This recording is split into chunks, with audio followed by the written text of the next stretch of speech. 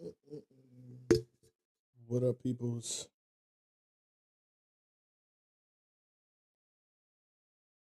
I don't know why I got question marks up here. It's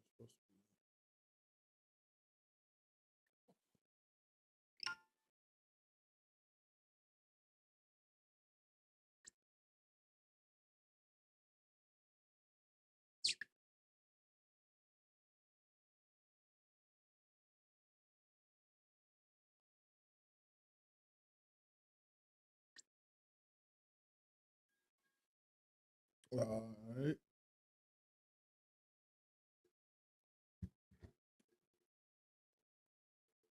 All right. Good morning. Well, yeah, might as well say good morning. Oh,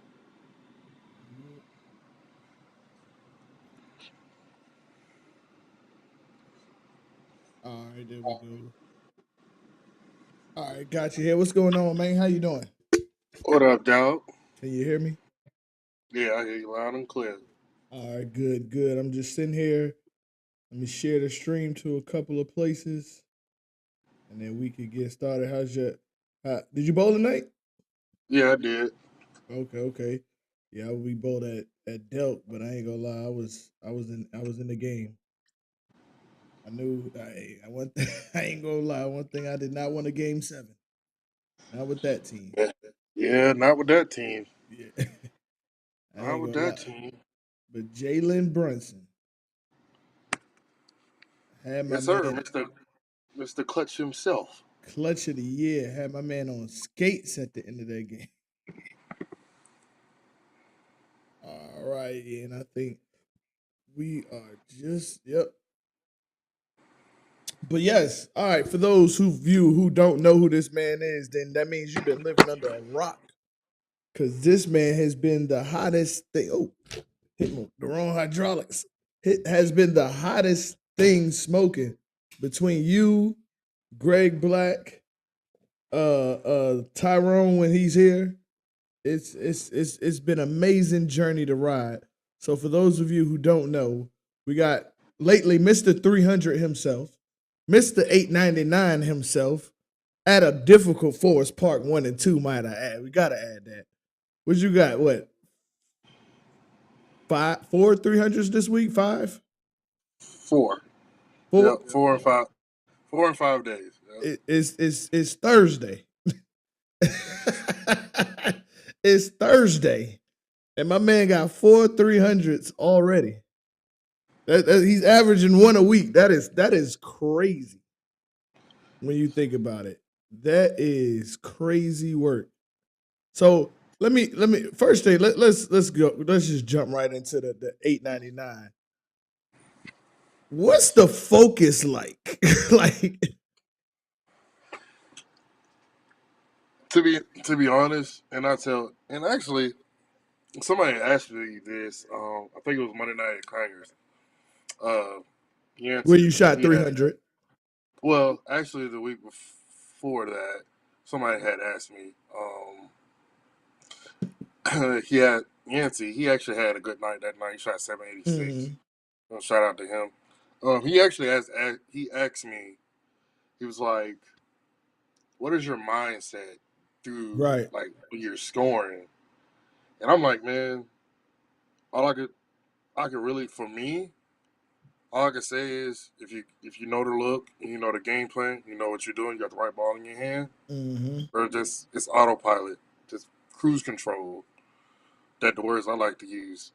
Put yourself on autopilot, put it in cruise control, and just when you get on the approach, when you get on the approach, execute your game plan and commit to what you're doing, Mm. and Now, just go off. now, now, commit to what you're doing. I like that because a lot of people I hear come into the bowling alley. Oh, I'm gonna do this. I'm gonna do that, and then by the fifth game of the fourth frame, like, yo, what happened to what you said you was gonna do? And they give up so easy. But when so your first game of the 899, it was a 300. So your Yep. second game, when second game you shoot 299, stone seven, but when you're in, let's say, the sixth frame of that second game, what is that feeling like what is, because now you're on Well, what, front 14? No, excuse me, front, yeah, you're pretty much on front 20. mhm. What is that feeling like, have you, first of all, well, we know, let's take this back, because it's not the first time you've done something like this when the first two Yeah, games. So we had a team rankings at Delk Road, and you went what, front 497? I mean 597, something like that. 599. 599. You 599. went front Yeah. 599. So this is the I, I, second time this year that you turned the corner. That is crazy. Second time this year turned the corner at actually, 599. no. Actually, I haven't. Well, yeah, that's true. I also, yeah, that the team rankings was 299, 300, and then I mean, obviously, there's a front game in the middle. When I bowl battle of the sexes in January, first game I shot 244, but the next two games I go 299, 300. So this is the third time you go 299 or 300, 299, 299, 300, either one. When let's before we even get to that 10th frame, do you do you have a sense like, yeah, this night about to be special? Like, is it somewhere, or you just staying locked into the game plan? I'm just basically kind of staying locked into what's going on. Like, of course, the first game, okay, I threw 12 flush. Yeah, I mean, I've done it before. You know the mindset Right. of trying to shoot 300. You know what your steps is. If some people like, it's like some people like they want to get the first one and then they can Mhm. settle down, or some people like to get the front two and settle down. Right. Because I mean, more so it's just like that. But through time, like it's just the first game. Obviously, I just threw 12 flush. All right, we got that. Yeah. Now the second game, you just it's kind of tough because it's like I said, it's it's like I said before. It's just like I just know the game plan. Hmm. I'm throwing two different bowling balls. I'm two. The two lanes are drastically different. So, but so my Focus got mindset to is, be there. yeah, the focus got to be there. But the thing is, with one and two, and some people know this, some people know it. Majority should know it, but some people know this. Look, lane one in Forest Park, it gives you the most mountainous room you can ever have in Right. that house. Right. In that house, it gives you the most amount of room. So in my years of past, when I'm coming into league and I know I'm on that pair, I'm like my mindset is okay. You shouldn't miss on one. Hmm. Like you shouldn't. Like One is to give me. the one is giving you everything you want. You have to take advantage of that. Right. Like that's the mindset. Now lane two is where you have to pay it respect and you have to throw a good shot. You have to because it's weird. It has a look. It got a little wiggle to it. You can easily wrap 10 pins all day on it. Right. Whatever the case may be, it's just through the night. I'm just look. Stick to the game plan. You don't miss on one. Right. Make sure you throw a good shot on lane two. Now, what was the two balls you were throwing? Black Widow Mania on the left on the lane one, and then uh, the vaporize on lane two. Two very different types of balls. That is, But yeah, they are different. They're both asymmetrical pearls, but they obviously different cores of and all this other course, stuff. yeah. But the thing is, Blackwood the reason being, and me and me and my uncle Johnny kind of talked about this at dinner Sunday. He actually kind of thought I was gonna flop it, but see me, I know my equipment and I know what surface I have on my equipment. Mm-hmm. So it will only make sense. The Mania, because they're both asymmetrical. They're asymmetrical pearls, but they're kind of they're different. They're a little different. I believe in me that Black Widow Mania is just a tad lengthy, a little bit more tad lengthy than the Brunswick Vaporize. Vaporize actually, I feel it pick up a lot sooner and be a lot more continuous than that Black Widow gets down the lane a little bit further and then try to make his move. Yeah, the core size is a little bigger on the Black Yeah, Widow. it's a little bigger, but I just feel that's how I felt. So it's the reason why if I want to use, so the reason why I use the Black Widow Mania, it gets down the lane pretty far. The lane already hooks, so why it would make sense to just get the more Right. length with that ball on that lane, and then the Vaporize with the 1500 grip and it's on there picks up a lot more sooner. So we use it for that lane because that's what we want on that lane Right. to pick up a lot sooner, so we can avoid that wiggle down lane. So, but through the whole process is just look. Your job is not to miss on lane one. You throw a good shot on lane two, and I just know that on lane two, I was splitting the 8 and 9, and I'm just looking at my ball just really go to the pins. I'm like, damn, it's just I, we ain't missing on this lane two. We know what we need to do on lane one, so I'm not Right. surprised by that. It's lane two where it kept going, and the blower 7 pin on lane one was tough. People don't know. Well, some people know, but people don't know. I moved in that 10 frame in game two. Mm. I did. So speaking of the moving and the process, because Levinus asked a good question in the comments, and I was going to ask this question next too. So when you start hearing the rumblings, because you know the bowling alley talks, and you can sense the people starting to gather around when you're on front nine. Of course, you're going for your second 300 in a row. You're on front five, third game. What's the atmosphere in a bowling alley like? And are people excusing you? Be like, no, no, you go ahead. I'm gonna wait, or is it still normal flow? No, it's not. It's not. It's that part actually came easy because I'm on one and two. Mm, I don't got nobody on the left. I don't on the really kind left, of got right? nobody That on the makes left of sense. me. So I'm always basically worried about the right side. But it, it goes back to I'm sticking to the game plan. Ain't no people trying to come down here kind of messing with me, this, that, and the other. Right. I'm not gonna lie. During this night, we're talking about the draft. That was the same night of the Ah. draft. Mm-hmm. We're talking about the draft. We're talking about the first round of the pick. We're talking about what team's gonna do Right. this, that, and the other. The it's you when stuff like that is like occurring, you have to you can't sit there and try to think about it before you get to the approach Mm-hmm. because now you're kind of psyching yourself out. Right. Right. See, I'm that whole time I'm just sitting here talking to my uncle Johnny, talking about the draft or whatever the case may be. But when I get on that approach, none of the bowling alley Right. kind of matter to me.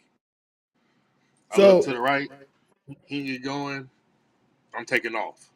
now, when you're on a streak like that, and let's say you're in the 10th frame, do you prefer for people to bowl? Because I know some people be like just bowl as normal beside, or or do you prefer it to be cleared for you? Uh, it kind of don't matter to me. I'm like I said, none of that kind of just it doesn't bother me. I had people obviously just continue bowling. I Yeah. had the whole bowling alley just stop bowling. It doesn't matter. I'm Right. getting up here and perform. And I'm getting up here to perform the shot Like you said, the game like I plan. supposed like I supposed to. Ain't none of the rest of the bowling alley. It's matter. It's me on the approach with my ball in Right. my hand, looking at this lane, and nothing else matters. No- Now, with the USBC and their record, I think it was a record, correct? For it was a house record for number one. Mm-hmm. And it was a USB-C record, if I'm not mistaken, also. It's an association. It's house, association, and also the state record. Yep. House, Association, and State record. When 2 years ago, I made a post. 2 years ago today, I made a post that said, remember the name Demetrius Wilcox. Now that you're in the history and people will remember that name, how does that feel knowing that? And let's be real. The only way somebody is breaking this is with a 900. But it's not like you shot like 867 and that's the house where somebody can erase that with just 900. 900 and 899 will always be paired together. So knowing like now that you're in the history books, and even if somebody comes out with 900, it's you know what I mean? Like you can't erase Mm-hmm. 899. Like so how does that make you feel? And I know you, and I know for the people who really don't know, and we're going to get into the history of your bowling in a little bit. A lot of people don't know the work you've put in over the years. Man. And not even just you. I know how hard your mom worked to put you in positions and to make sure that you were taken care of. I've had conversations with your mom. Love Miss Juicy to death. Every time she gives me a hug, it's a 700 in my score. So I'm always looking for her when I see her in the building. But knowing the work you put in, knowing how hard you wanted to get your name out there as one of these elite bowlers, and you pretty much are carving your name into the Hall of Fame. How do you feel now as a USB-C record holder, association record holder, and a house record holder? I actually we actually talked about this, and Audra Drones, we was all at dinner Sunday, and she asked me how did I feel after the fact. I said I feel like there should be no validation at this point. Agreed. Like now, Like, now well, no I ain't gonna question lie. about it. It Hold up. should have really been no question before. That's what I'm. Yeah, no question about it. But now, not even for everybody, for myself, Mm, there's no validation, dog. No, there's no when you have a bad night. Damn, is it if I'm not great, like, and somebody else have a good night, that's another great bowler. right. Am I not great? If it's something I'm doing wrong, if I'm not living right, I take it deep when I bowl bad. I'm not uh, gonna lie to you. I take it deep when I bowl bad. I bring in what's going on in my life when yeah, I bowl bad. you ain't the only But one. yeah, but now, Hey, maybe I should have let that old lady cross the street. You yeah, know, something yeah, crazy. yeah. But just like now, there's there's no validation. There's no doubt. You know what you can do. Nobody That's can take that. Nobody can take that from me. and that's deep. That's deep knowing that I can see my hard work and it's almost like completing a final boss of a video game. It's like you're one of the best at this. And truthfully, you've been one of the best for a long time. Now going up into the youth, into now, for the people who don't know, what has been your journey to get to this point for the people who don't know you that are watching this show for the first time? Started off, man. I remember like it was just started off with a Buzz Bunny bowling ball, going going crazy. I remember I was, and I got people that can to attest to this. I was 9 years old, and uh, NBC Road. I got all these kind of teenagers bowling pretty good. I'm 9 years old. Mm, I'm over here trying to throw my stuff, and my dad obviously Salone. My dad worked at the counter, and his stuff is behind the counter. So I'm looking at all these people, just bowling good, and I'm over here leaving 9 with my little 12 pound ball. I go behind the counter, grab his bud saw. I'm talking about bud saw. I can't fit his finger. None of that. But I ain't care about none of it. I ain't care about none of it because I was 9 years old and I felt like I was just competitive like that. Right. And so I grabbed his bud saw and started going crazy. Started just going crazy. I got people to attest to that, and then um, just move up. Got older, bowl junior gold. I got a top 20 finish in junior gold. Um, that was a much granted gift because I never got that far in How that old were tournament. you? How old were you then? I was 15 when I did that. I was 15 when I did that. Well, let's take it back. I shot my first 300 when I was 13 years old.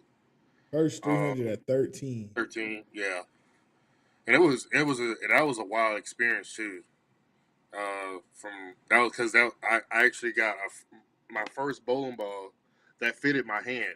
I always threw my mom's stuff. Oh, I always threw my mom's stuff when she started getting stuff and her uh-huh. old stuff. That old stuff was mine. But it got to a point where I finally got my own stuff, and I was kind of using half of my thumb at that time, so I was a Mhm. full roller. So I was a full roller, and I Were remember you this like one-handed or yesterday. two-handed? Two handed, You and two-handed. I had Okay. I was two handed, but I was using my thumb, half of it, like basically. And I remember it was my uncle Johnny took me to Ebonite seminar. They were showing all the new brands and all the new bowling Mhm. balls coming out. So I was displaying all the new bowling balls and stuff like that. And it was one ball that kind of stuck out to me that I really like. It was a track 920T. It was burgundy. If people would go back and remember that ball, when they had the number series track. Right. Yeah. So I came back home. I told my mama, I was like, I want that one. I want that ball. Like, I love that ball. Like, so we actually went somewhere different. We didn't go to my uncle Johnny. Went to Daniel, and he drilled me up a full roller. Now I got this ball, and it's not hooking. It's it's not hooking. It's not hooking. So I take it to my uncle Johnny, and I show him. He's just looking like it's not hooking. It's just getting there and just going straight. It's so we're messing with the surfaces, whatever the case may be, and I'm frustrated. I'm hot. Right. So he was like, "Look, take a break. We about to go get something to eat. We about to go eat some lunch." I was helping him at the shop at that time. We're gonna go eat some lunch. This, that, and the other. So we go to Moe's, get some lunch. Then we come back. It was like, "All right, put 1,000 on it." Dang. We put 1,000 on it. Brand new bowling ball. I just I'm talking about brand new bowling ball. I'm like, oh my god. So later on that night, we had it was a summer. We bowled a summer league with Ron Fox. He was my teammate with saw Ron Ron Fox. tonight.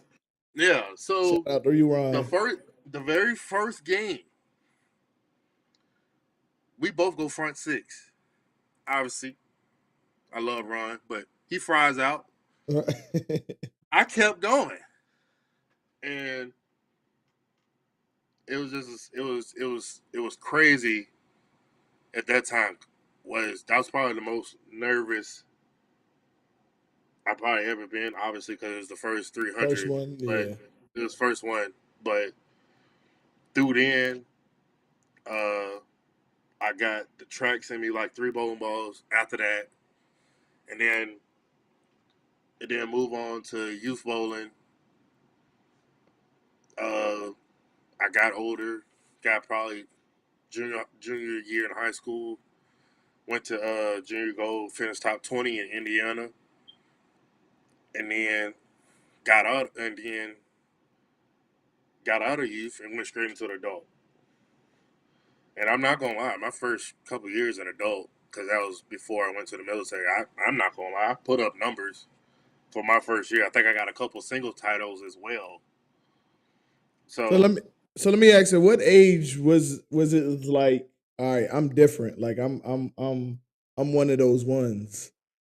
Cause I've heard a lot of stories about your youth and ooh, like when was it I, was like, all right, I'm different. I know I want I'm I want to say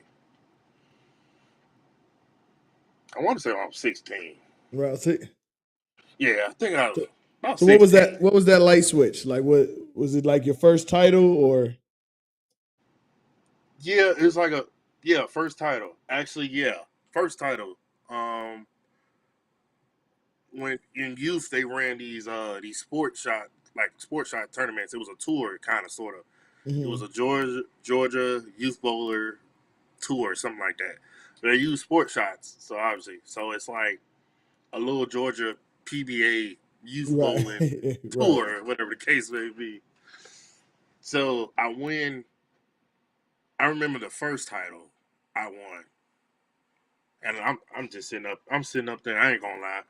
We're through qualifying. I'm sitting up there just struggling. Mom just getting mad because I'm struggling. She want me to do this, that, and the other, and ain't playing it like that. So I make the step ladder, and I run through the step ladder and win one title. And then I turn around and I want to say a couple months after that I won another one. And then I won the TOC, which they had at the end of the year Mhm. with the spear ball. Oh shit. With a spear ball. It was on a short pattern. Nobody was using your thing at that time. So I had my T track, which I still have, and the little T track with the clear with the T inside of it. Yeah. Yeah. I won the little youth TOC with that ball.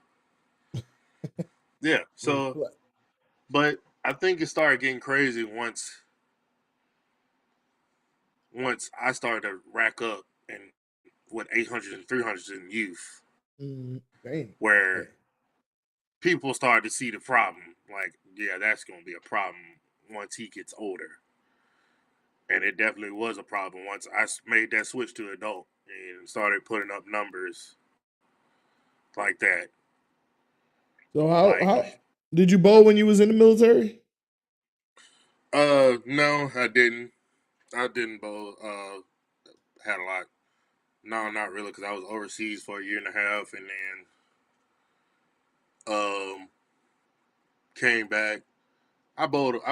I joined the league when I made it to Oklahoma, but I mean, I did join the league when I was Oklahoma. I think I probably got 300s over there. But I was inconsistent because you know how the military is. Yeah, So, because I will say I fell in love with bowling, um, in the military. I was bowling youth, but I'm laughing because those who saw my last show, it's different in the South. oh, for sure. It's different in the South. So when my mom was military, so when I was bowling youth up north and then started bowling youth in the South, as a youth bowler in the South, I was turned off. And then when I joined the military, I refound the love because, of course, for number one, it was dirt cheap. it was Right. bowling on the military base was soup. It was like $1 a game, and Dollar, yeah. you would be in there all day just clowning, and then the bowling alley in the Air Force was like you will also see the TIs and your former drill instructor if you was security Mm-hmm. forces and you stayed on base.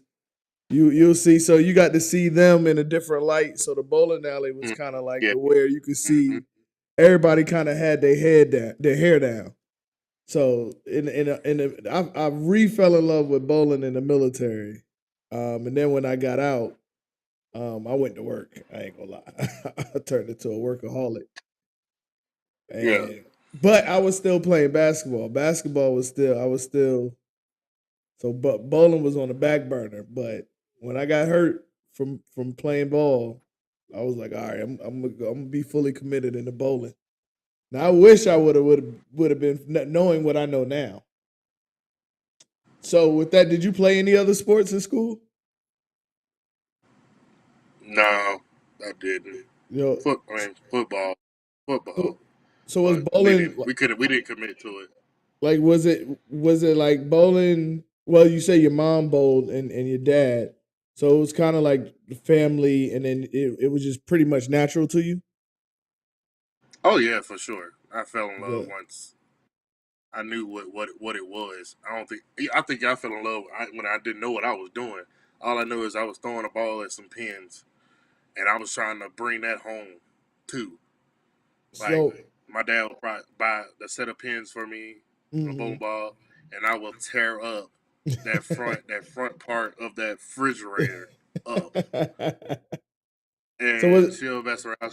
She'll throw them away, and then my dad had to buy another set. So was it when was it of because I'm looking at my kids now, who's 3 and teenagers as they come into the bowling alley. Was it where you say your journey was very similar, where you saw your parents doing it, and then you was like, okay, this is what I want to do too. Was it yeah, that I type of seen my excitement? I seen my parents do it, and then obviously once I got to like 8, 9, 10, there was actually it was actually a lot younger from that. All I know is when I was excited to go to the bowling alley, but I was excited to see one person. We That can was speak. I know you're gonna that, say that was Greg Black Jr. That's who I wanted to see every time in the walk in the bowling alley. When my mama couldn't find me, my dad would literally tell her, "Go find Greg. I promise you, he's sitting right behind him." what now. Hall of Fame Greg Black. Now we got to add Hall of Fame to his name. What was it like seeing it? Because I've heard stories about Greg, and if we could just take a second, I've heard horror stories of him in the youth about people being afraid to see him come into a bowling alley. From you being an experience, and like you said, you one of your favorite people to watch as a youth. What was that like? What was the atmosphere when he was bowling? Man, he just shut down the whole building, man. Got the I don't care. I can test this. He's walking in there, got the I just remember the nights that he walked in there with his hair undone. He had cornrows at the time.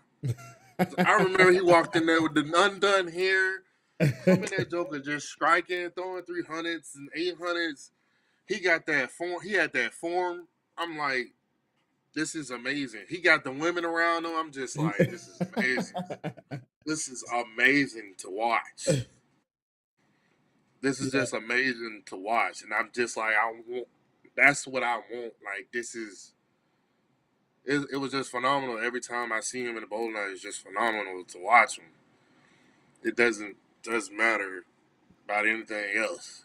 everyone who I talked to who bowl youth in Georgia, the two names they mention is Demetrius and Greg Black.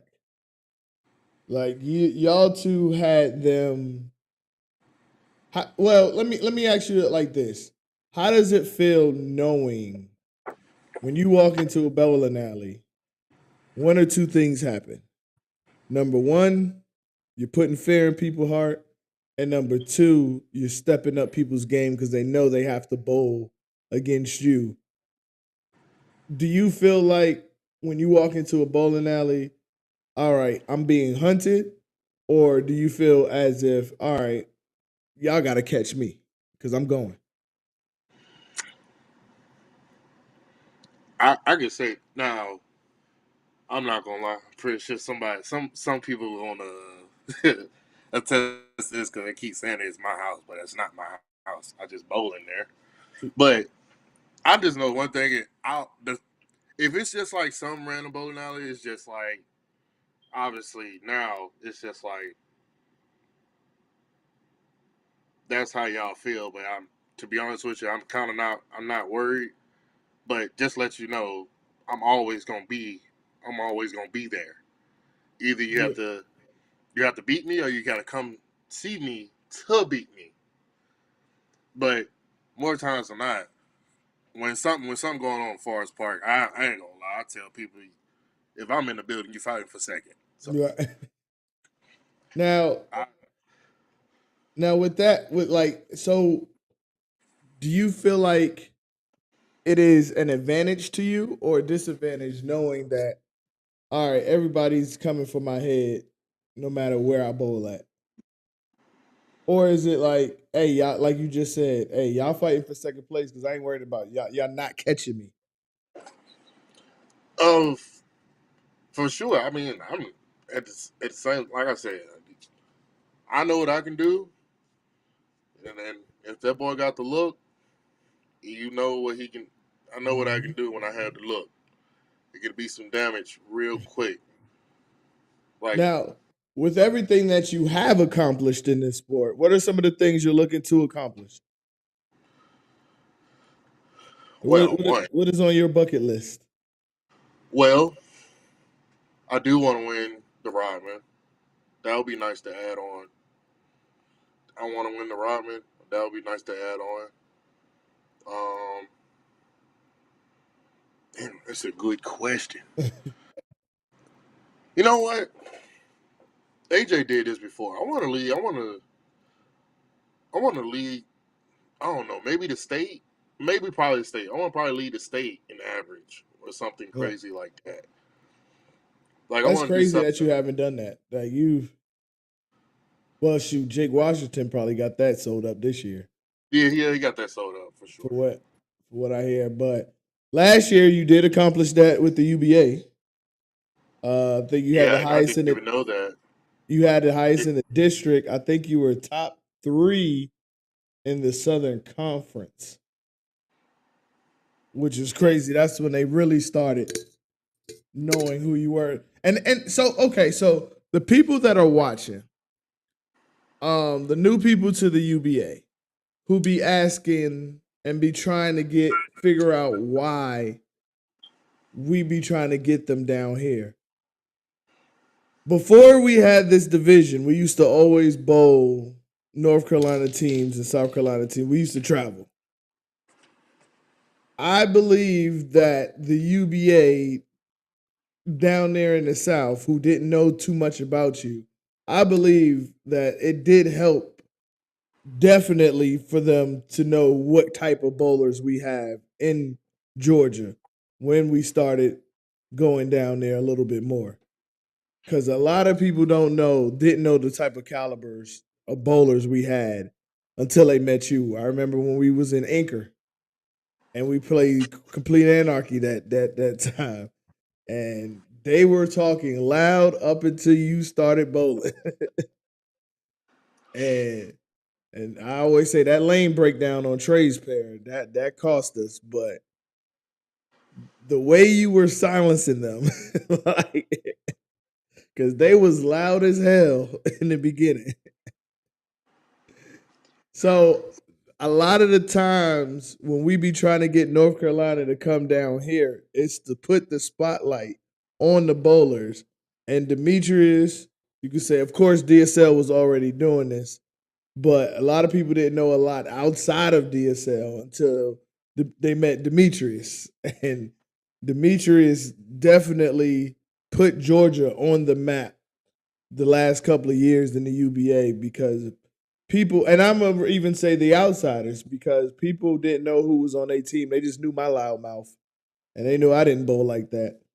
But when they saw you, you put the outsiders on the map, you put Georgia on the map, and then followed Greg, and everybody knew who Greg was. But for someone who is starting to get his name out there even more, what would you say should be some long term goals for bowlers looking to become the type of caliber bowler that you are today? um, one thing I say, you have to. It's good to get advice from everybody. Not, I ain't, let me take that back. It's a good to get advice from some people that you trust that know what they're talking about. But you need to get it. People got to get in the lab and learn themselves Mm. to what your tendencies is, what situation you is, especially, and most importantly, what bone balls matches up to what you do. Like, Now that is a good that's a good point because I wanted to ask you that, and I guess since you said that,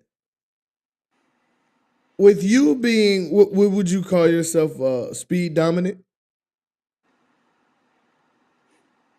or what would you classify yourself as? that's a tough question. That's kind of a tough question for me because. So here's the thing about that. People look at me when people look at me. Say for instance, somebody was looking at me. Obviously, I'm bowling on a house shot. They look at Mm-hmm. me, and I'm I'm 19, 20 miles an hour. Mm-hmm. But what people don't understand about me is that yes, I'm throwing at 19, 20 miles an hour, but also look where I'm playing.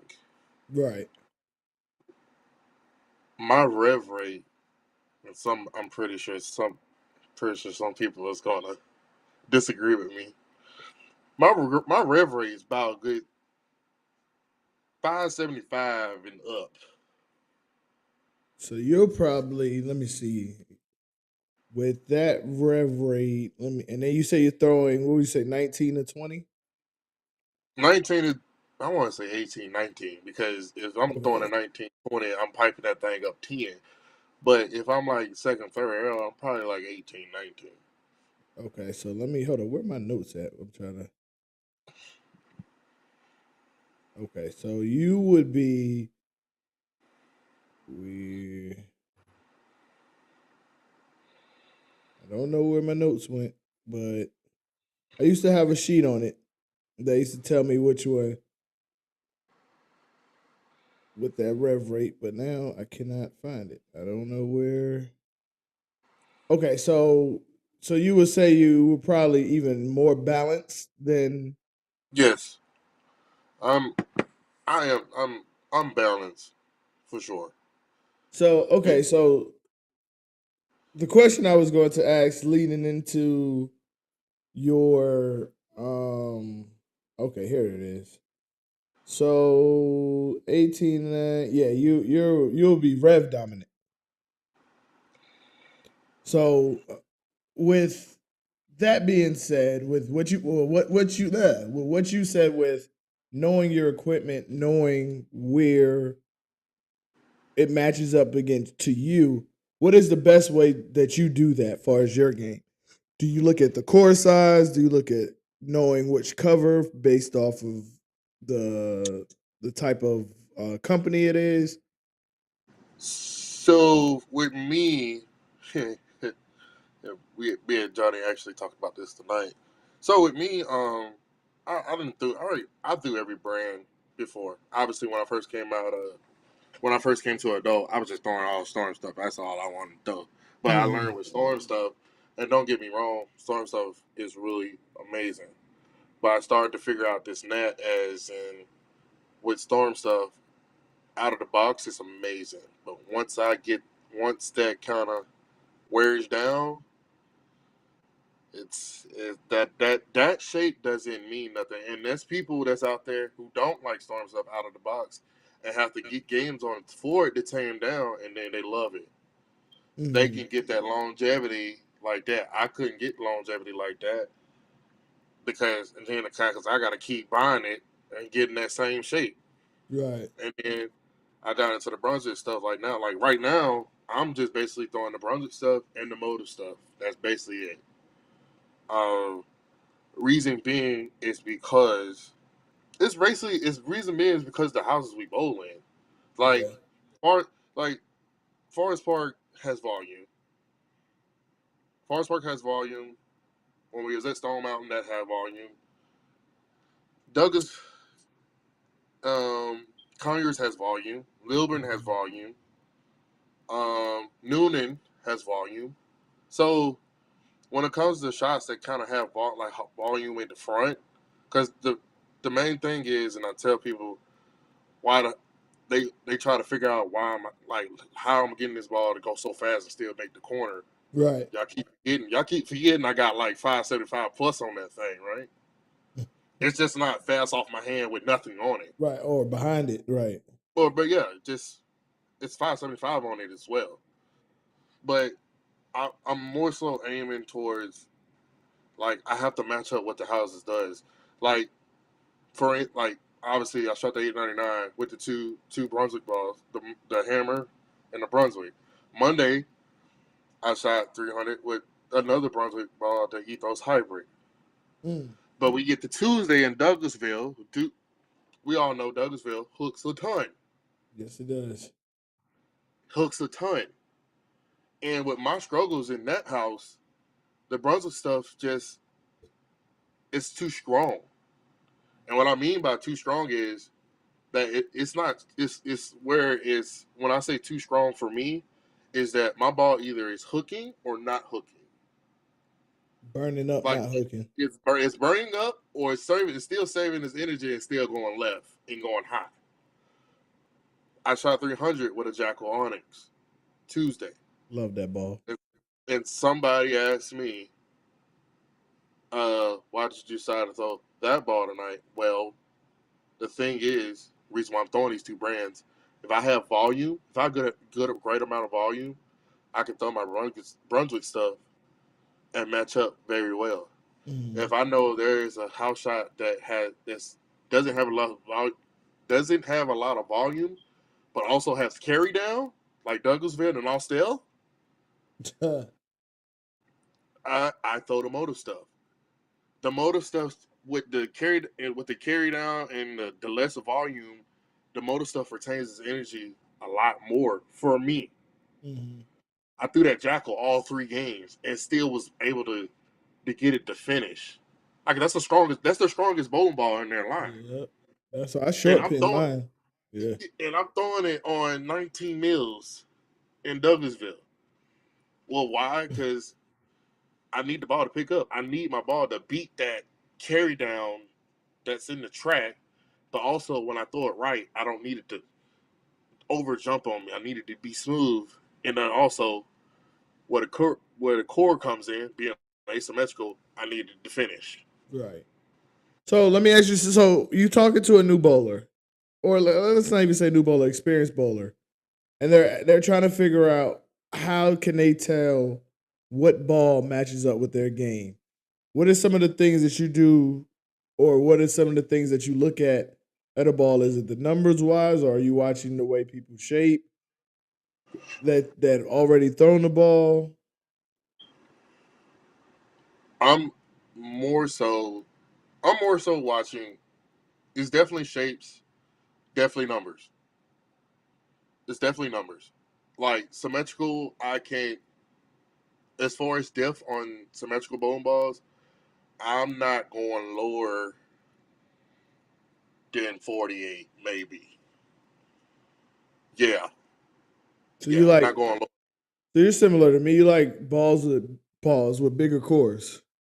Yes, it's because it's because of how I throw it. I Right. got 575 on it, and I'm throwing it 19 miles an hour. 19 miles an hour. Like I have to get that ball has to pick up. Right. Like I can't. Knowing if you look at all my bone balls, nothing is shiny. Nothing is shiny. Because you need that I surface. need that ball to pick up. I got 19 miles. I'm throwing it 19 miles an hour, and I have to get that ball to pick up. And reason being,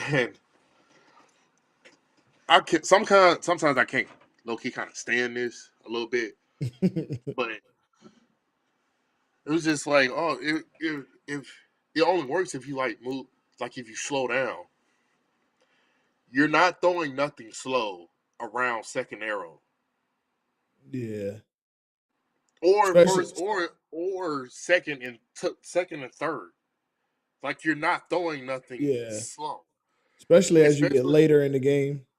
yeah, you're not throwing nothing slow in that area. And then on top of that, y'all forget I got 575 plus on it. It's not gonna get there. It's not gonna make it to the head pin. That It's joker gonna not. fly. Yeah. So people sit like you slow the ball down, and why do I need to do that? I have the pocket right here. Right. I have the pocket right here, and I don't get me wrong. I applaud people. I applaud who can. I applaud Tyrone. I applaud Eugene. Anybody that has any bowler that got that 16 to 17 speed, about that 450, 475 range, those bowlers are really dangerous because their speed Yeah. is slow enough. Their speed is not fast, but fast enough to get down the lane, but it's slow enough for their ball to actually make its move in shape Right. like that. So for me, I had to get in the lab and so like, look, I just naturally throw this thing hard. So what do we need to do to kind of keep up with those people who can create shape when they're messy down lane? Right. Okay, well, we need to be at something bigger. We need something stronger core. We need something to be very early, strong core, strong cover, this, that, and the other. Uh, when they get that Cliffy over under, strong core, strong cover, and we're on top of it. We ain't playing around with it. Right. It's no, I just for me going into adult and try and move in on house shots. It's not for me because I swear I'm losing my mind if I see my ball wiggle and I 2-8-10. I'm losing my mind. Oh man, when I 2-8, I know why I 2-8-10. Two, I get slow, or I'm in the wrong area. I'm too far left I for me. so I 2-8-10 either I missed at the bottom or they just that cliff. To be honest with you. Yeah. So with the game, I'm pretty sure from the time you were bowling until now, and I know you've seen the YGs and the OGs going at it, and you mentioned some pretty good OGs. I think Julian is another, but Julian, I think he has a lower rev rate. Yeah, Um, Julian has a lower rev rate, with a little bit he, more softer. yeah, more finesse. But with some of the YGs, OGs, what are some of the big differences you see from when you started to now in this game? And of course, we know obvious bowling balls is definitely that technology has definitely made it a little bit easier. But far as not necessarily technology, but just the way the game is approached, what is one of the things that you wish people would go back to doing that they used to do that you don't see anymore?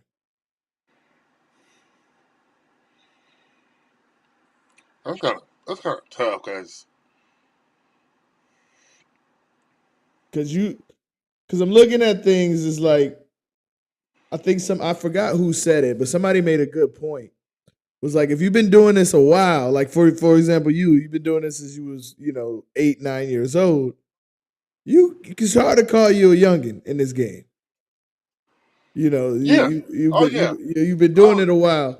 yeah. I've been doing this since I was 2 years old, so it's Yeah, kind of really you can't really call me a youngin because right.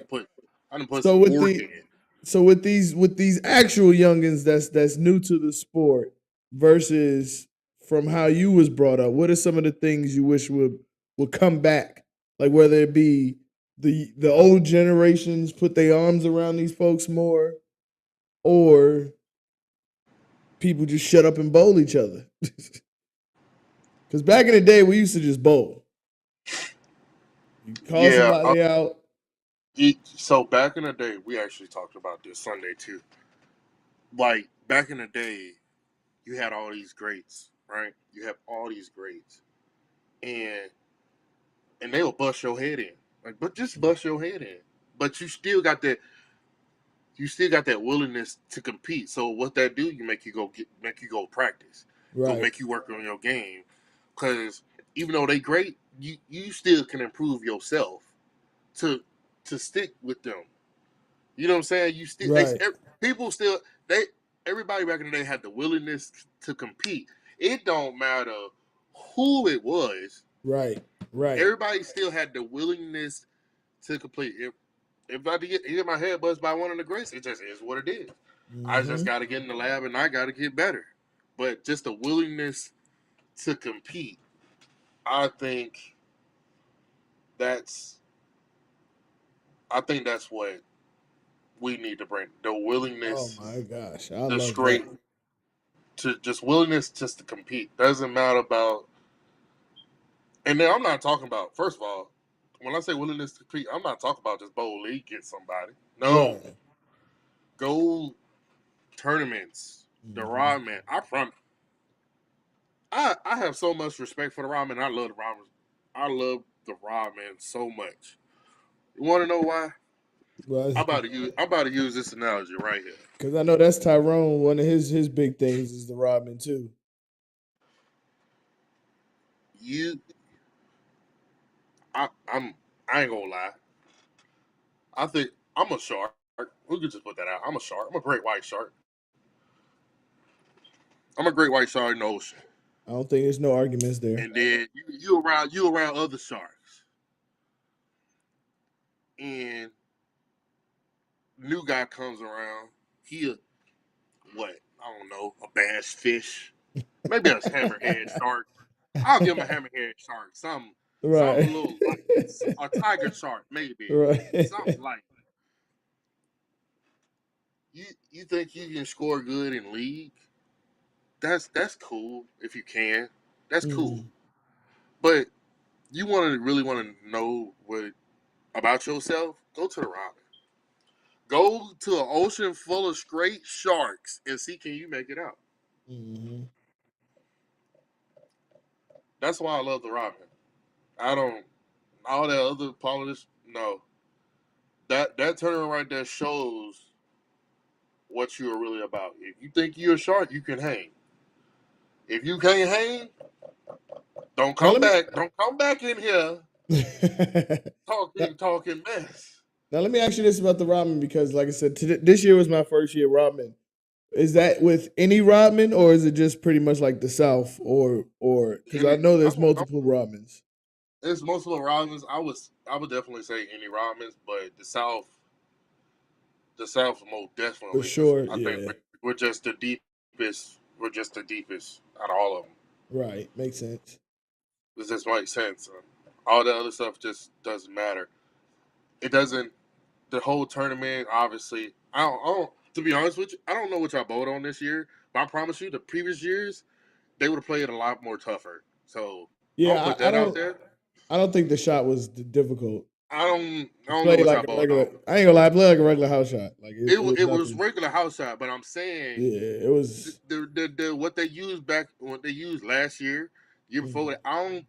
I don't know what y'all was voting on this year when I was watching. I'm just like that's not what we voted on last year because I know re-oil was a lot tougher. Re-oils are a lot tougher. You got something on the fresh, that re-oil set is you have to grind. That's what I'm saying. Yeah. If you really want to make see what you're made of. Go boat around. Put yourself in a sea full of sharks and see can you make it out. Now That's here's a. what I. Now you mentioned a sea full of sharks, and here's an interesting question. Somebody, Jonathan, to name your top five locally. Locally, well, your boy got to be up there. Hey, I no arguments here. Boy got to be up there. Obviously, Tyrone Got Greg, got Greg, Anthony Richmond. Anthony. Cannot leave that man. Can't leave that man out.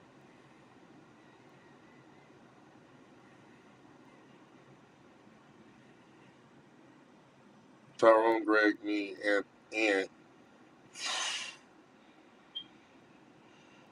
this last one is gonna be unfair. was the last one? Like you like right now? Right now? If you had it, yeah. I guess you say still active right now. Yeah, Like right now? Crazy. This is kind of tough because you you got got Isom, you got Julian, got Gene, got. Oof, this is tough. This yeah. is this is. Oof. Man, Would you you got consider Julian. Just can't you Wiggins? just huh? You Would got you? you got Charles. You got Charles. You got Terrence. Yeah, Ooh, wait a minute. Yeah, you we gonna have got to put Charles. Terrence, We gonna have to put Jaime. Charles. You gonna have to put Charles in there. You Yeah, we got gotta put Charles. you, Greg, Charles, Tyrone, and who'd you say? Charles, Juice. You, Greg, Tyrone, Juice, and I mean, that's now we want to do local. yeah, we saw local. Hey, we want to do local. Son, son of a gun.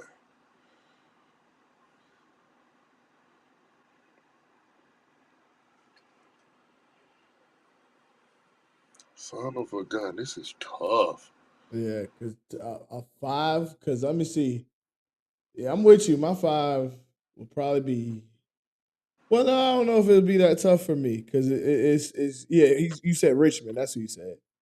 So for me too, it'll be you, Tyrone, Juice, Anthony, and I think my only who and Terrence would probably be my fifth.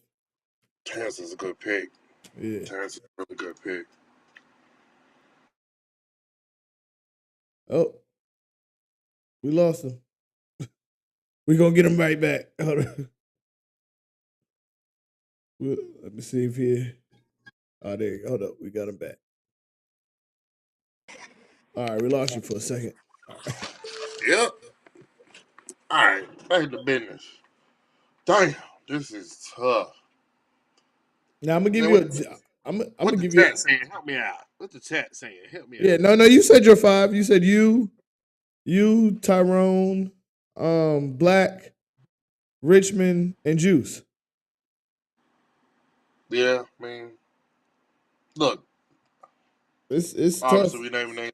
It's tough. Yeah. It's tough because you It's get just, it's just tough. It's just, all for respects to all boys. Look, for a five. everybody is great. Everybody is great on their own way. Everybody has the numbers. Obviously, it's gonna be a lot of great boys. It's a lot of great boys. Just y'all know how the top five is. So Yeah. hey, it was a once upon a time when your boy wasn't in the top five. So it Hey, is what it is. because I ain't gonna lie to you. When we met a couple of years ago in the Monday Night League at Stone Mountain, I was surprised that you wasn't even on the team. I was like, wait, what? I was I like to see people. I'm not even gonna lie. I'm gonna put it to you like this: to see people be like, when I first got here, oh yeah, you can't forget about Demetrius too. Now you're one of the first names out of their mouth. Like it is, it is great to see that journey. Because, like I said, knowing your mom, hearing the stories, a lot of people don't know you and AJ's around the same age. Came up together. Both of y'all killing stuff, and I feel like now you've been should have gotten, but now you finally getting your just due. You're getting your flowers. The hard work is paying off because it is it is great to see the growth in you that since I've met you that I've been able to see the focus because I think you were on staff with someone else, weren't you before now? No, I mean, no, I actually was not. I'm on Pro Shops. Oh, I was on Pro Shop staff. Start. like last year. I still Mhm. am, but yeah, I was basically on pro shop staff. That's basically it. Okay, okay. So like, and to see that accomplishment. So what is what do you what do you where would you like to see the sport of bowling? What, okay, that's not what I really want to ask you. Really want to ask you, but I kind of know the answer. But I'm gonna let you answer. Where would you like to see our local Atlanta bowling go, or what would you do if you can improve the area of bowling? What would be one of the few things you would make changes to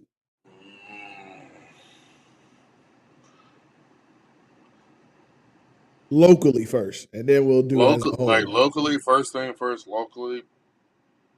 No disrespect. I know it's a business, but we need another house. Private owned. We need another private owned house. Yeah, We get one more private owned house. I think yeah, we're probably set I for agree. big money leagues, tournaments out the yin yang. I think that is my whole and the bowling alley. And I'm not gonna lie, I'm right down the street from it. The old AMF MEC Road, boy. If there is some kind of plan for me to get that building back and make it come back, that's what we need. We need another private owned that cares about the sport, that Yeah, cares about the the sport and the league bowlers. I agree with you. No disrespect to That Bolero. right there will set off everything. Yep. We just need one more. Yep. One more private owned. And then the sad part about it is we'll keep it a buck. I've never bowled at Fayetteville, but if they would just Oh, I've been in that man, bowling alley. I've been in there several times, but I've never bowled there. But it is so nice. It looks like it's very well taken care of. If they would just jump on board, oh my gosh, I would drive to Fayetteville like I would. yeah. Like Forest This, Park is doing a why don't people like? How don't you understand that you bring in leads is guaranteed money for you yeah, for 36 weeks? and then you doing it for what 10 weeks in summer league, and then you picking Yeah, right then you back can do up it for it 10 weeks in some leagues and then crank it back up. right Then back up. and then on top of that, you can run some tournaments and this, that, and the other. Mhm. You have a great facility. You're a private owned person, so you got some great food in there. At least I know. You got some Yeah, great food in there. Your lane's very taken care of. You got a good shot on the lane. yep. Because I Come ain't gonna on, lie to man. you, we used to these private owned bowling alleys. We used to go to the bowling alley on our lunch break, like when I was working. Like the bowling alley on a lunch break, they used to have some bomb chicken wings, and we I'm used to telling go, you. we used to just go on our lunch break just for the chicken wings, I'm telling you, boy. and I agree 100% with you. If we just had one more private owned bowling alley, it will We could. do wonders. Like don't and don't get it twisted. Forest Park, Southern Lanes, they're doing a great job. Oh, they're Uh, doing phenomenal. I love, We're not trying to take away yeah, nothing, yeah. It's none of just, y'all business. yeah, We it's just just need adding to, yeah. we need one more. Because you Just know how I look at it as to like from what you just said, just like a lot of times with the tournament directors, I know Ty loves it when I throw tournaments because that gives him a break where he can bowl and he knows like he's one of my mentors who I call and I talk to even while he's bowling. I'd be like, "Hey Ty, come here. What do you think about this prize fund? Did I do it right? You know what I'm saying?" But I know Ty loves the bowl, and it'd be the same thing for Randy and Janine. I know they love the bowl. They would give them a break to come and bowl a tournament somewhere else, you know. But oh my gosh, another bowling alley would do wonders for this area. wonders for We us. have love you to death, Scott. Love you to death, Lil Burn, but we got way too many boleros. And way too many stars and strikes because stars and strikes ain't doing shit. Somebody just told me that they trying to start doing tournaments in Stone Mountain. Somebody reached out to me about doing a tournament out there, and I'm like, it's gonna be hard for me to do a tournament when you got metal detectors. Like, it's too much money to be Too much money to to be even be messing playing around with. Yeah, with. to even Mm-mm. be playing with. I ain't nah, bruh. Nah, It bro. ain't. Yeah, yeah, yeah. Good on all that one. Right, right. That's nah. Mm-mm. No, I don't want that. Won't be my claim to fame. Yeah. But yeah, but I agree with you. That now, what would you think nationally as a sport overall? Would you think would be a change that you would like to see to help the sport grow?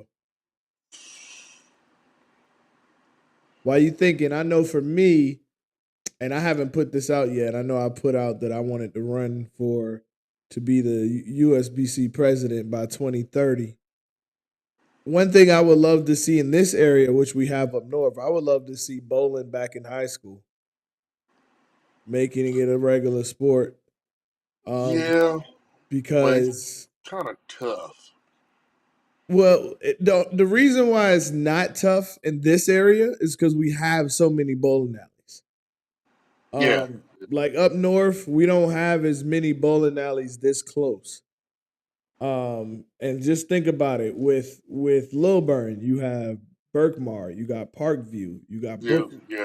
Brook. Hmm. All of them could be using that facility. And I've actually been in the offices of GHSA, and they literally think it's expensive. And I'm trying to explain to them it's not as expensive as you think.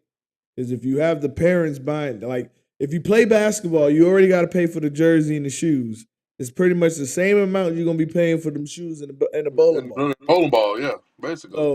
So it's not real. And then the parents charging them the lineage in itself, and I'm sure Bolero will work out a great deal, for Yeah. the high schools. They're not. At the end of the day, they're still a business. They know the value of it.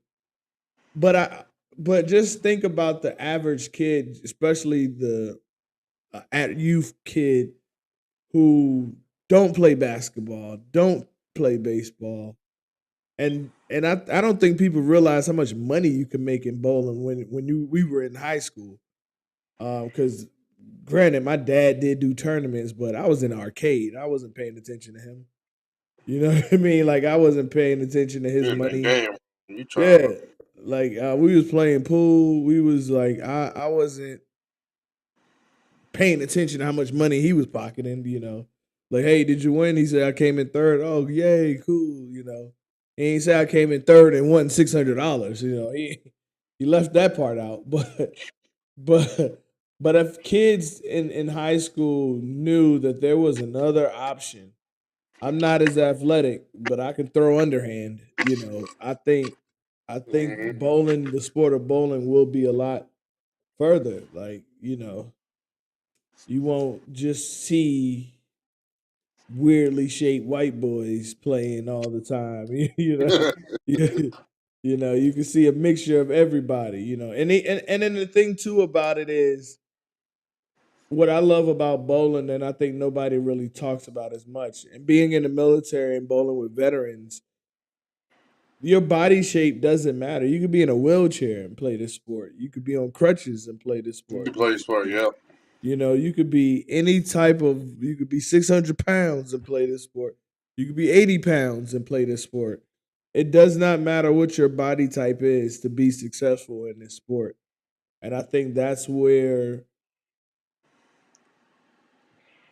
I kind of think society is missing because we're in this no bullying thing, and sport is probably, I mean, bowling is probably the most, what's the word I'm looking for? Bowling is probably the most universal for everybody sport there Mm, is. yeah. Because, with basketball, they got to be able to shoot, Shoot, run, yeah. defend. Tall. Baseball, hand-eye coordination. Tennis, same thing. They may not have it. And then not only that, it's only a certain amount of slots for them teams. Yeah. So with bowling, and just imagine what the youth league would look like. If they knew every Saturday you're coming in here, and then the Pepsi tournament, just imagine the scholarship money that will grow by adding in representation for, just imagine the Brookwood jerseys that they have now, or the Parkview. For I'm just talking about just far as the Little Burn, the South, the same thing. You got the Forest Park and Fayetteville with all them schools around there. So that's something I would like to see happen in this area that I think, and in all states across the board. I know up north in New York we had bowling in high school, and I was quite shocked down here didn't have it. So, but same question to you: what is something that you would love to see happen on a national level that'll help the sport grow? Uh, since now you explained all that for the high school bowl, that's definitely a great option. But it's just for me, social media and this basketball and football, everybody's trying to get there. Yeah, Everybody's trying to now. It's gonna be a few people now, and I think I get people gonna test this once they see once bowling alley. They just the PBA once they just made a deal with CW, so now yes, they I saw switching that network. today. Yeah, that's going to Yeah, be interesting. they're switching networks, so now it's That's kind of get big. out there. And then I heard they turn around and trying to get back to ESPN. Now that's when it's gonna get real interesting. But you know So what's crazy? I used to watch bowling because bowling used to come on at 12, and then football game used to come on at 1 on Sunday. one, yeah. So I used to we like, and then they moved to Fox, and then it was just like it kind of disappeared a little bit. And it's like, Or oh yeah, CB, so like they moved to CBS and Fox. They moved to CBS and Fox. Yeah, kind of got yeah, away from it a little bit. because I remember But ESPN right before the football game. I'd be like, I'm gonna watch the bowling. Once bowling was over, you knew to turn to Fox and CBS for football. But yeah, but that is big. Yeah, I saw that announcement. It's going to the CW. I ain't gonna lie to CW. Funny story. So I've been boycotting the CW for a while. Like I refuse to watch Black Lightning and all them shows because it used to be UPN, and UPN used to have like a lot of black programs on it. It used to have the Hughleys. It used to have Parenthood and some other shows, and they just canceled them. They didn't get a final episode. They just canceled them. And they started up the CW and tried to bring back 90210 and nobody want to see that shit. that shit. Like nobody want to see that. Um, Lavinus asks, "Do you think bowling should be in the Olympics?" Absolutely. Absolutely. We got to get it in the World Games first. We have to get it in the world first, but yes, absolutely Yeah, but has to be. but Man, what but first? We got table tennis in that book. Come yeah. on now. But you know why they say bowling is not in the Olympics? They said because it is not. It is more of luck than it is a sport. And that's what, because the last article I read, I heard Jason Belmonte had went to the board, and they said bowling is more luck than it is a skill. That's why it's hard to get into the Olympics and stuff like that. And I was like, Just say the same thing about a lot of sports. a lot of sports, basically. But there's a couple of them that I'm trying to name off the top of my head, but I can't name because so many of them. But Yeah, I there's a mean, lot of sports that's kind of can be based off love, but you kind of create your own user luck, if that makes yeah. sense. You know what I'm saying? Like And you then can with create your own. sports shots, it's not really. That's not really a lucky thing. I can understand if we were doing house shots out there. Oh no! If you trying to use it, now you trying to use something hard. That Yeah, ain't lucky. yeah, that's not luck. Them Yeah, boys on TV, that ain't lucky. that is not luck. Yeah, I agree with that. That's all skill. Yeah. Maybe a little. Let me see Oh no, something. no. Well, with any sport, there's I'm some about, luck involved, but yeah. It's in well, but I give about 20% of the luck yeah, yeah. because of the pins. So I give about Yeah. 26, but 80% of that is Right. Like greatly Leonard. still. Like Leonard just said, shit. They got breakdancing in there. Like, Oh my God, this yeah, is got breakdancing in there, man. Come on, yeah, man. yeah. Well, What we doing out here? this was the first and last year.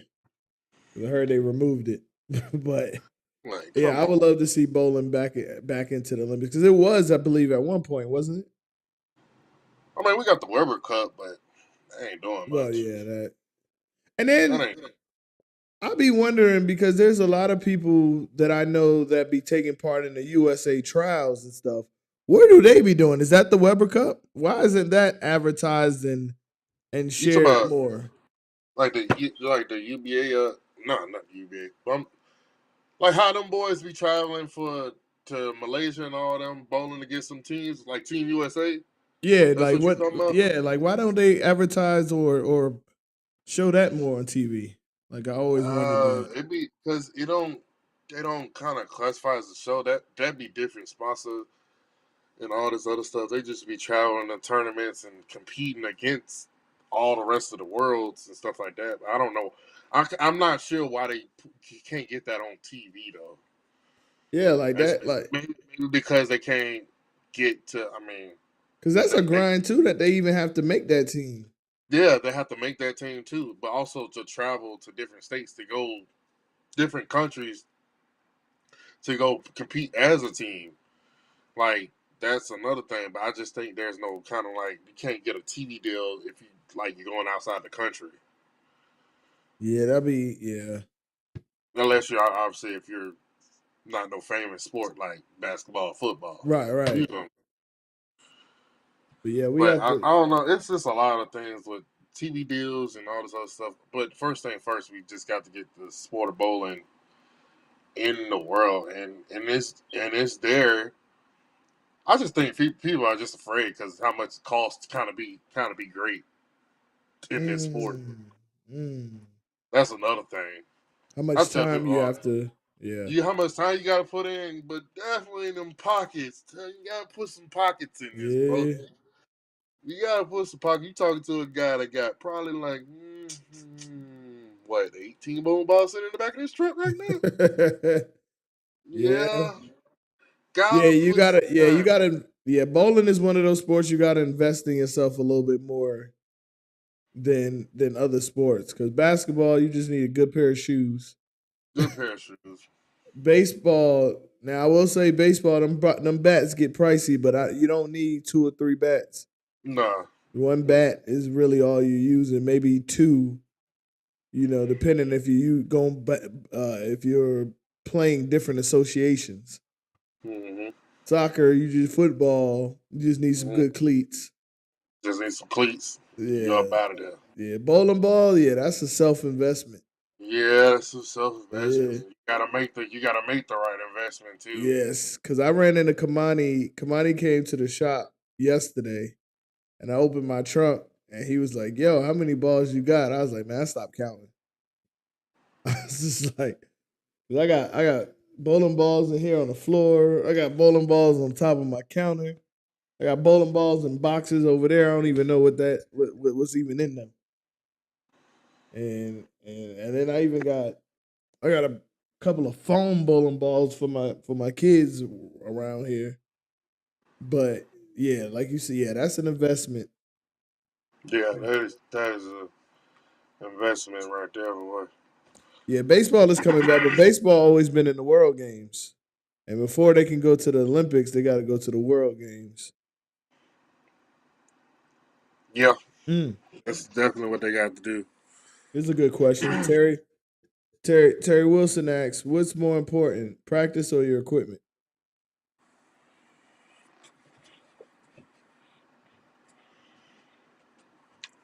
Like this, like me, Yeah, well, yeah. equipment, equipment, Now you said for you. Now you're talking about for you and your stage where you're at now. it's equipment. Okay, so what about someone coming up? Has to be practice. At, Coming up, Has to be. Yeah, it has to be practice. The different what sets bowlers apart is fix the physical games, and they're obviously they're mental, but they're physical games. Yes, that is my Like mental biggest thing game is right now. first, the mental games first, but the physical games for sure. Like you know your timing, you know your with people that use their thumbs. I don't know what that's about, but they know their touch, they know their Mm, roll, they know they know how they throw it, they know what's their strengths, what they need to work on. They know their timing of their feet. They know when their feet get fast. All the other stuff. If you literally have all that down to a teeth, and you can walk in and you can go probably 2 3 years without revamping your physical game, I think that then you know yourself. Your physical game is kind of locked into what itself is. right. But and then after the fact, now it's all about matching up. Bowling balls that match up to what you do, what you like to see on the lanes. That's the first thing. So when anybody else is trying to come up, practice, yes, practice.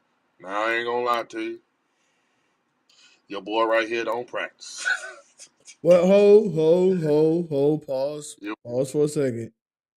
You've put in the practice over the years. Oh well, Cause yeah, you can't you I look at some bowlers that is steadily progressing, and that's because you put the practice in. And like you said, now that you have your game and your physical to a T, now it's just matching the equipment to what you've been practicing since you were 9.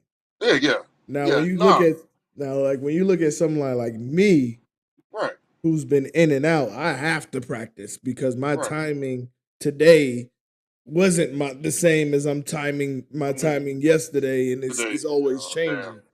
So I'm practicing to get that consistent. So you just because you're not practicing now, you put in practice since you were 9.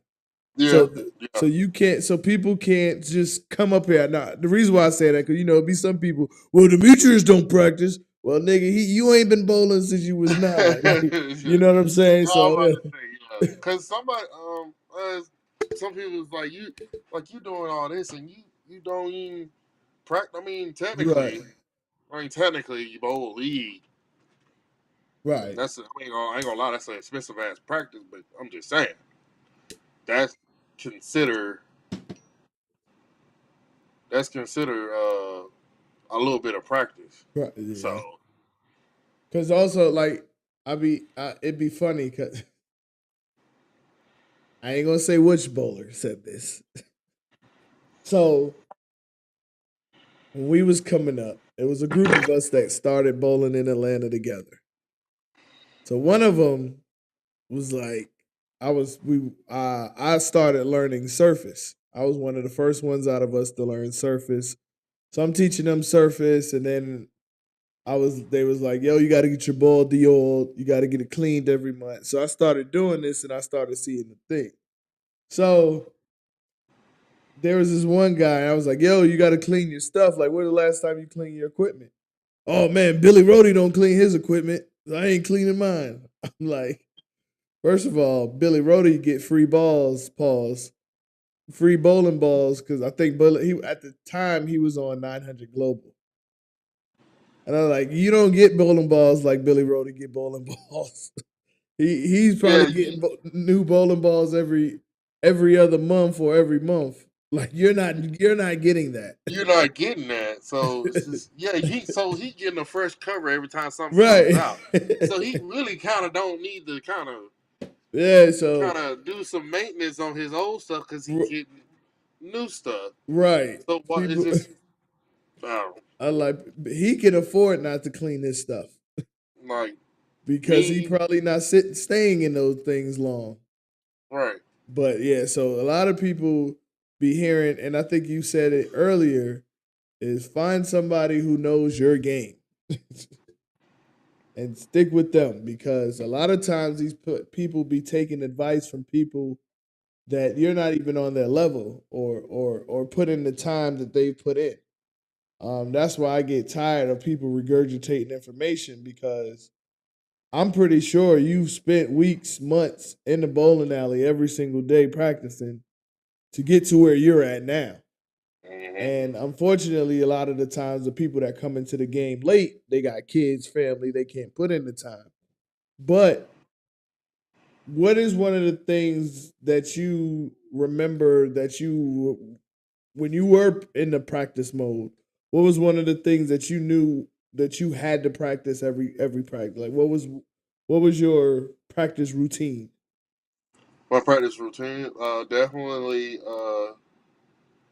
Well, before before I had to learn how to create leverage with my legs. That was Mm. before. Now, I for the now new once bowlers, explain what you mean by you had to create the leverage. so create so basically, obviously, I'm tall. Obviously, I throw that thing two handed. Uh, it's basically generate. Basically, I'm basically I'm you generating power with less motion, kind of, sort of. I think my uncle Johnny can explain that a lot more better than me. So if y'all want to clarify, I need you to go talk to him. For Uh, me, I just think because I had like a 10-step approach, but with the hop. You know how most two handers have that skip or a right. hop. I had that, but I had like that whole approach was like 10 steps Mm, from the back of the approach to all the way to the foul line. It yeah. probably was like 1, 2, 3, 4, 5 hop slide. So maybe like 8 steps. But and my uncle Johnny came to me. He's like, you need to learn how to create leverage with your legs because you're tall. So I do know what that means when he said that, and that's when I took the hop out, and now it's just smooth and smooth and powerful at this point. So it's almost like you're creating the power with your hips Yeah, more basically than more hips with with the my hops. legs. Yeah, yeah. Basically, I'm generating the power without without the hop. Yeah. Because usually with two handers, that's where they get their power from is that hop, if they have one. Some Right. of them kind of don't got one. I think most of them actually still have one. No, no, AJ doesn't have one because he creates leverage with his legs too. But more so, you got to create leverage with your legs, so I can have the right balance. Because before it just be so much, it's so fast to get to the line and then to kind of control all that momentum Right. to just kind of stick into a slide. That's why he came to me like you need to create leverage with your legs so so I can have some better balance. Hmm. You know what I'm saying? So I mean that's basically, and then obviously balance. But once that all occurred, it was basically learning from playing right to all the way left. I tell people all this. I tell these people all this. Y'all think some people think playing straight is the A game. That's not my A game. Say that again. They think what is your A They game? think they think me playing straighter is my A game. It's not my A game. My A game is lofting. Oh wow. Well, yeah, I do. I have seen you loft a little bit. Yeah. Not. If I can get left and loft it to the spot, that there you have no chance. Now how? Now what was it that helped you develop that? Was that just that I practicing or that or? You're just practicing, but also obviously watching Belmo dominate. Hmm. Like do y'all understand? He is the most dangerous man in the world. If once he gets all the way left and then he gets that lofting going, he's the most dangerous man Yeah. in the world of bowling. If he can stay right there the whole day, that's and that's where that's where everything kind of unlocked. Not Right. only not only for house size, for sport patterns as well. Yeah, I definitely know that for If I sport. get if the shot develops to where I can get to that zone and I can get to that, get to the lofting, to the spot, it's curtains. It's curtains. But that's why playing straight is playing straight is just because I like to play straight on house shots because I can control the pocket. But we don't really have with Georgia bowling alleys. Most of them they don't really have the volume on the out, at least on the outside, to kind of hold up like that. So you got to throw it fast. I have to throw it fast. So, but Yeah, that's one. Wilburn.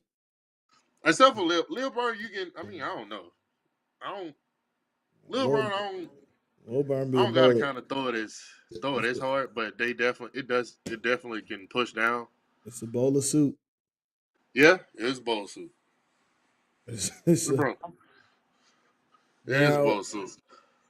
I think she missed it, so but we can revisit it real quick because she asked it twice. Um,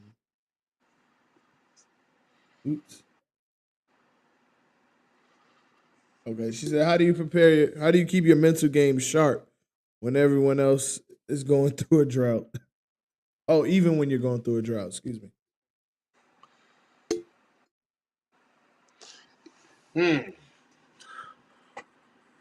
How do I keep my mental game sharp? Yeah, when you're going through a drought. So I think for she's me, asking when you're going through a drought. How do you keep it sharp? oh, he's going through a drought. When you're going through a drought, I can really answer this because I just went through a drought before the 899. I'm not gonna lie. I'm not gonna lie. Your boy, I ain't gonna lie. Your boy was kind of like you're going through this motion, like you throwing it. It's coming off your hand good, but the scoreboard just doesn't reflect it, Mm-hmm.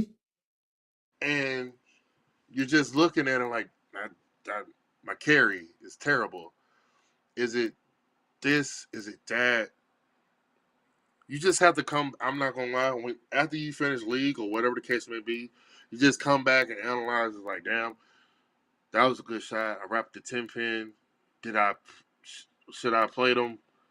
Should I play them to do this to get those 10 pins out, or this, that, and the other? Like, look, you're going to have the bad days in bowling. This is bowling. You're going to have them, but now after Thursday, it opened my mind up to saying maybe you're having these droughts for a reason Mm. because something's probably about to show up and shock the hell out of you to build that confidence back up. Right. To build that confidence back up, it's just everybody. You're gonna go through your woes where you're throwing it good, but the scoreboard is not affecting it. It is what it is at this point. You just have to I'm putting it like this. I bowl Monday, Tuesday, and Thursday. I looked through this whole this like you look through this whole week like cool. I wasn't Monday. I didn't carry. All right, we're going into Tuesday. We know what we expect, so we're gonna do that. That Right. day, that day you threw it kind of decent. You scored probably like a 707 or something like that. Just putting a number out there. All right, you threw it kind of decent. Then Thursday, you get to what you get to something decent again, but you're just like the carry is messing with you, or you just haven't thrown a good shot, or it's just you didn't match up to what you were supposed to do on that pair that night. It could be a bunch of factors. All I can say is there's always another week. Yeah. You can't be great all the time. You're gonna have the woes. You're gonna have the carry problems. I ain't you gonna gotta take lie. I it. thought that was about to happen. I thought that was gonna happen Monday Because I'm not gonna lie, Monday nights at Conyers, my butt, my carry has looked so terrible in game 2, and it was terrible in game 2 again this week. But your boy, I don't know. That third game just threw 12 flush. I don't know where it came from. It just That's came, and so the problem is on Tuesday we can't figure out to get our ball to go through the pins the right way in game 2. Okay, so but it's still at the same time. It was a point in time where you couldn't get the ball to go through the pins 2 and 3. Come on So Monday. yeah, on Monday. So with me as a bowler, if you're in that position, take that. Even though if you don't even have to shoot the 300, you can shoot like 250 or Right. 240.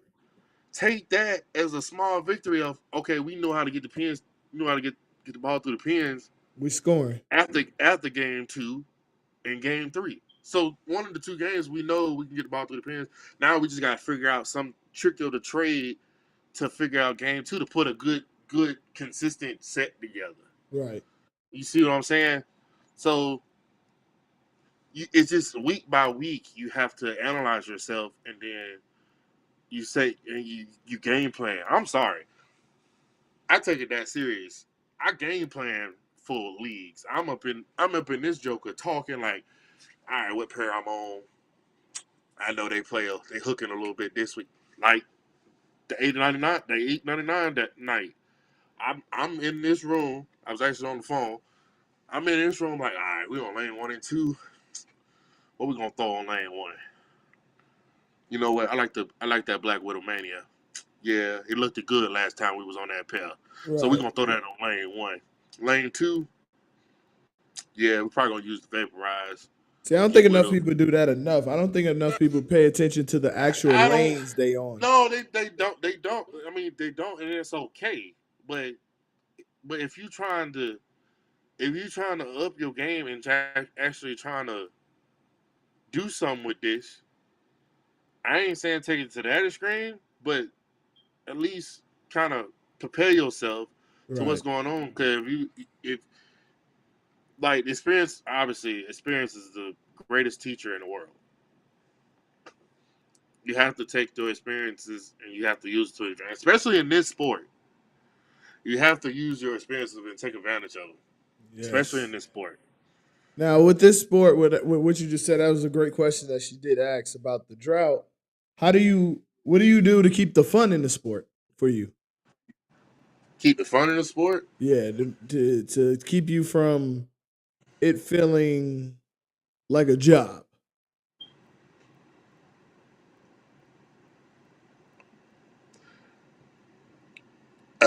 For me,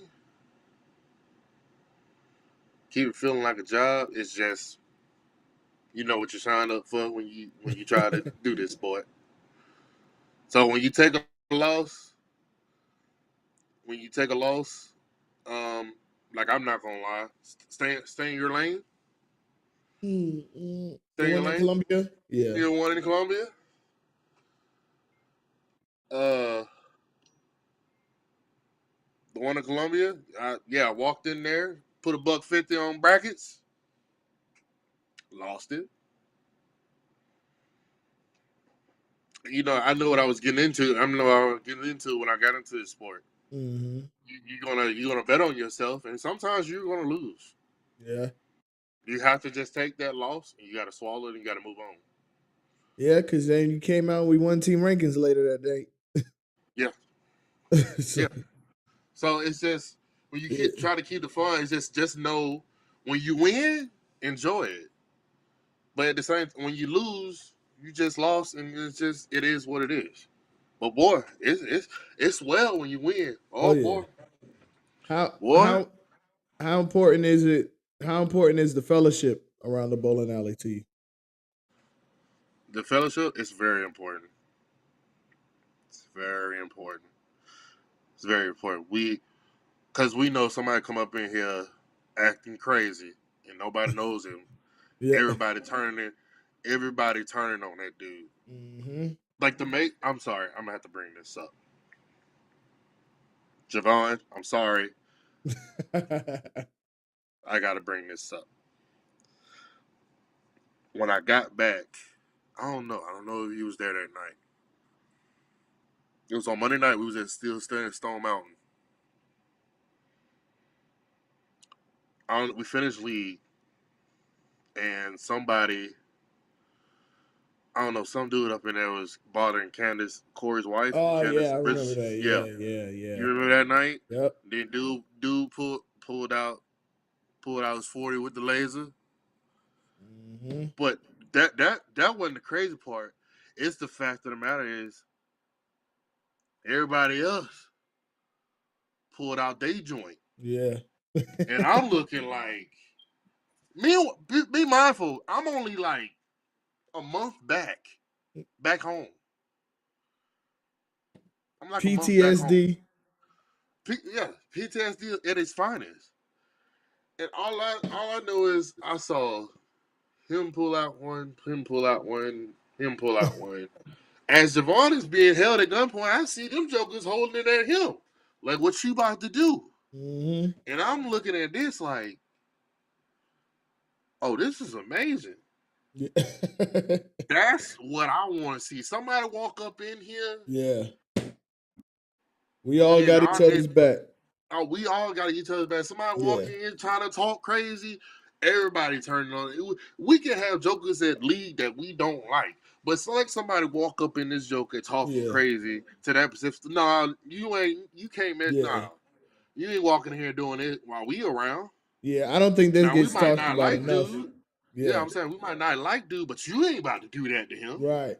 Yeah, I don't think that gets talked about enough. The fellowship No, that goes on nah. beforehand, the little pregame, before and after tournaments, just the conversations indoors. I don't think people realize for a lot of people, and I know how veterans are with that, how important it is just to have that fellowship. Whether it's just we talking about basketball, talking about bowling, or just life in general. Think this bowling alley, this bowling community does a great job of fellowshipping beforehand and afterhand. Yep. Now, real quick before we go, I always love talking to vets, so people could kind of see how the military affects people. Man. Um, can you share and speak on your experiences from when you were in, and then the mental state coming out, entering back into civilian life? Man. Talk about. Yeah, because I don't know people about. just people I'm just gonna don't ask you. understand. They don't understand the mental toll that you Hmm. deal with. See, here's the thing about me. Now, here's the thing about me. I hate Mondays. I hate Tuesday. I'll start to wake up Wednesday. Thursday is a good day. Friday is a good day. I enjoy my Saturday. I need to be at home on a Hmm. Sunday. Hmm. That's and I carry that now. I can't stand to get up and go to work on a Monday. You know, if you're in the military, why you can't stand to get up on a Hmm. Monday. Why? Monday run day. I hate Yep. it. I don't care. I can't stand it. It's Starting the week I off. just huh? That's how we started our week off. You start that's what you start off your week, and it is tough to get your body and your mind rolling through that week. That's why I say Monday and Tuesday is just my toughest days. Even though I'm out and free from it, it Yep. still are my toughest days mentally and physically. Especially when Cause you want to work out. especially when you want to work out, yeah, Yeah. my Now, goodness, like, the mental toll and focus that you have to do that Monday through Friday is Oh my goodness! Because I still can't. a lot of times people don't realize with the military is for number one is pure mental. It's a mental game. They're fucking with your mental 24/7. 4-7. They used to tell you you are on call 24 hours a day. So you got to think about that. Our security forces, we our shifts was literally 15 hours. We had 12-hour shifts, but to get briefed and debriefed in the beginning and the middle of the shift, it also took time, hour and a half per. So it was a total of 15 hours that we had a shift, and it wasn't and we ain't have no fire department hours where it was 3 days on, 3 days off. No, this was Monday through Monday Friday, through Friday. sometimes Monday through That's Monday through Saturday. Saturday.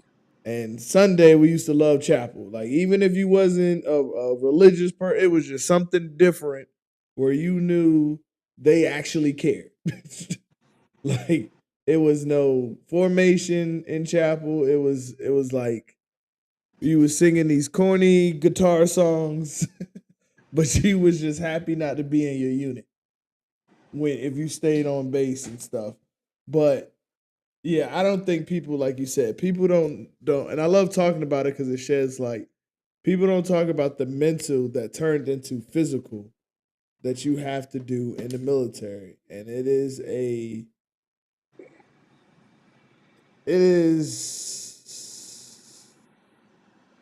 the military and there's no HR in the military. No, So like if you're at a job and you're at your job now, you can kind of complain about leadership.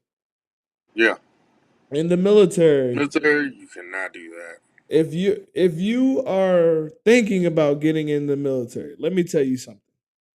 You will have bad leadership.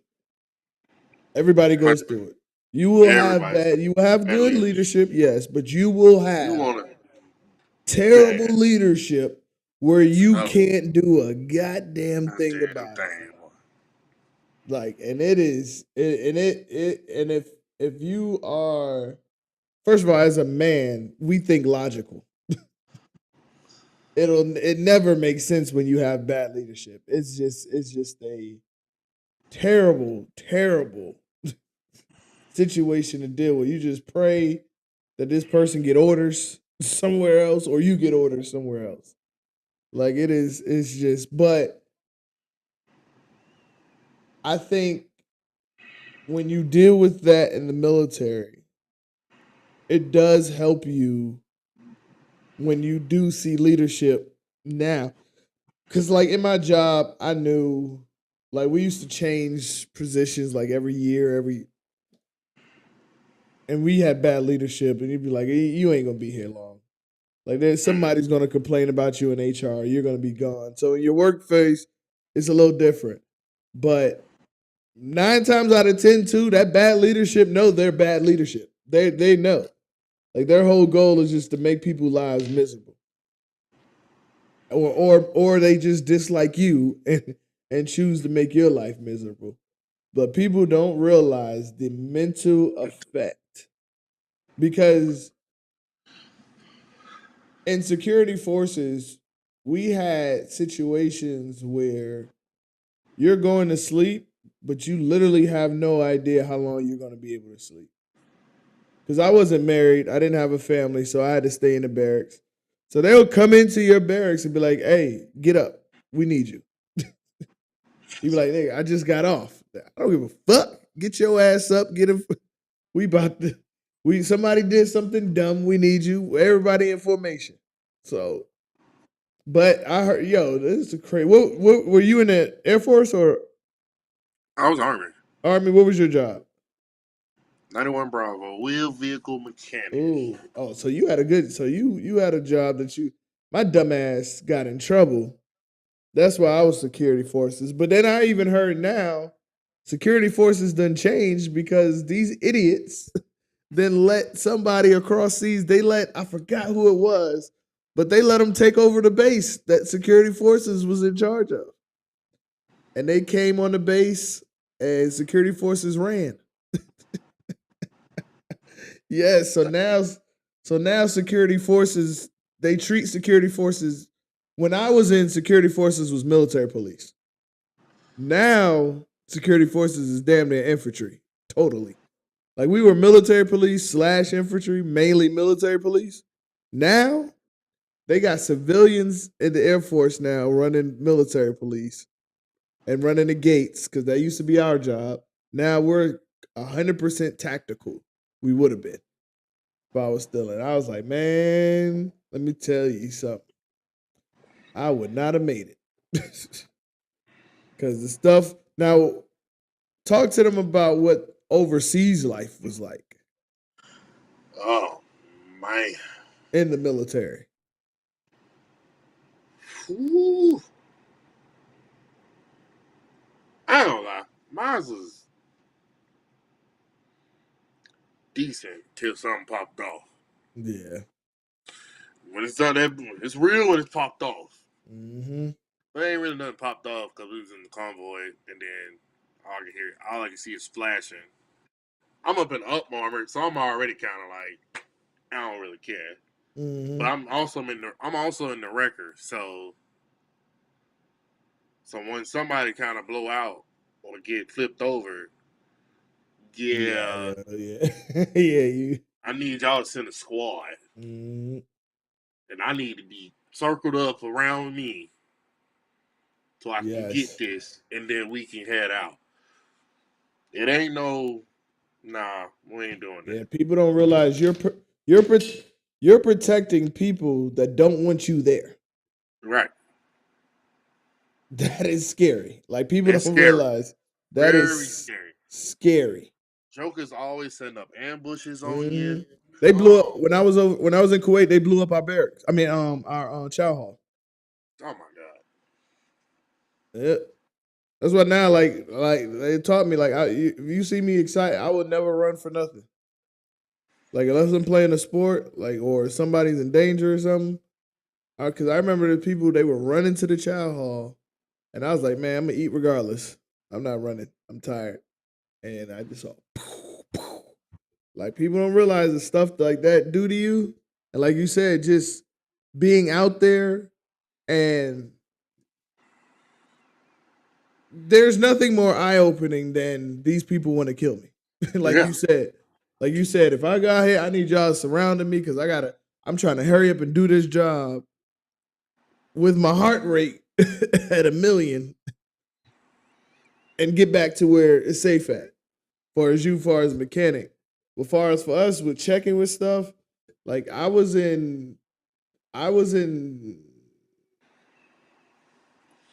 tech school getting ready because I'm not even gonna lie, we knew we were gonna be deploying.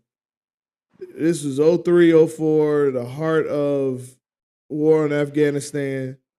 We knew we were deploying. It was just a matter of time. Three jobs we knew was deploying. Logistics, Mm-hmm. chaplain and assistant chaplains, and security forces. Those are three you knew for sure was deploying. So right when I was in tech school is when they killed not Osama, but what was the other one? Uh, damn. What was his name? What was it? It was not. Damn.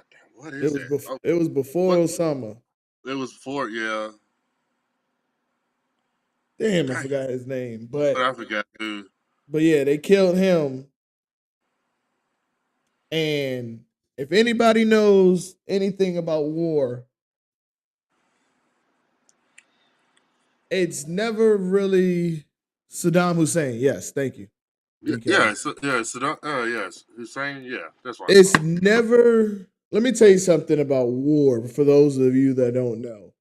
When you enter a war and something is going the way it's going and leadership gets killed, it is scary because the next person in line is stepping up into war, not just into office. They're stepping into a war trying to prove themselves, and you don't know what they're capable of.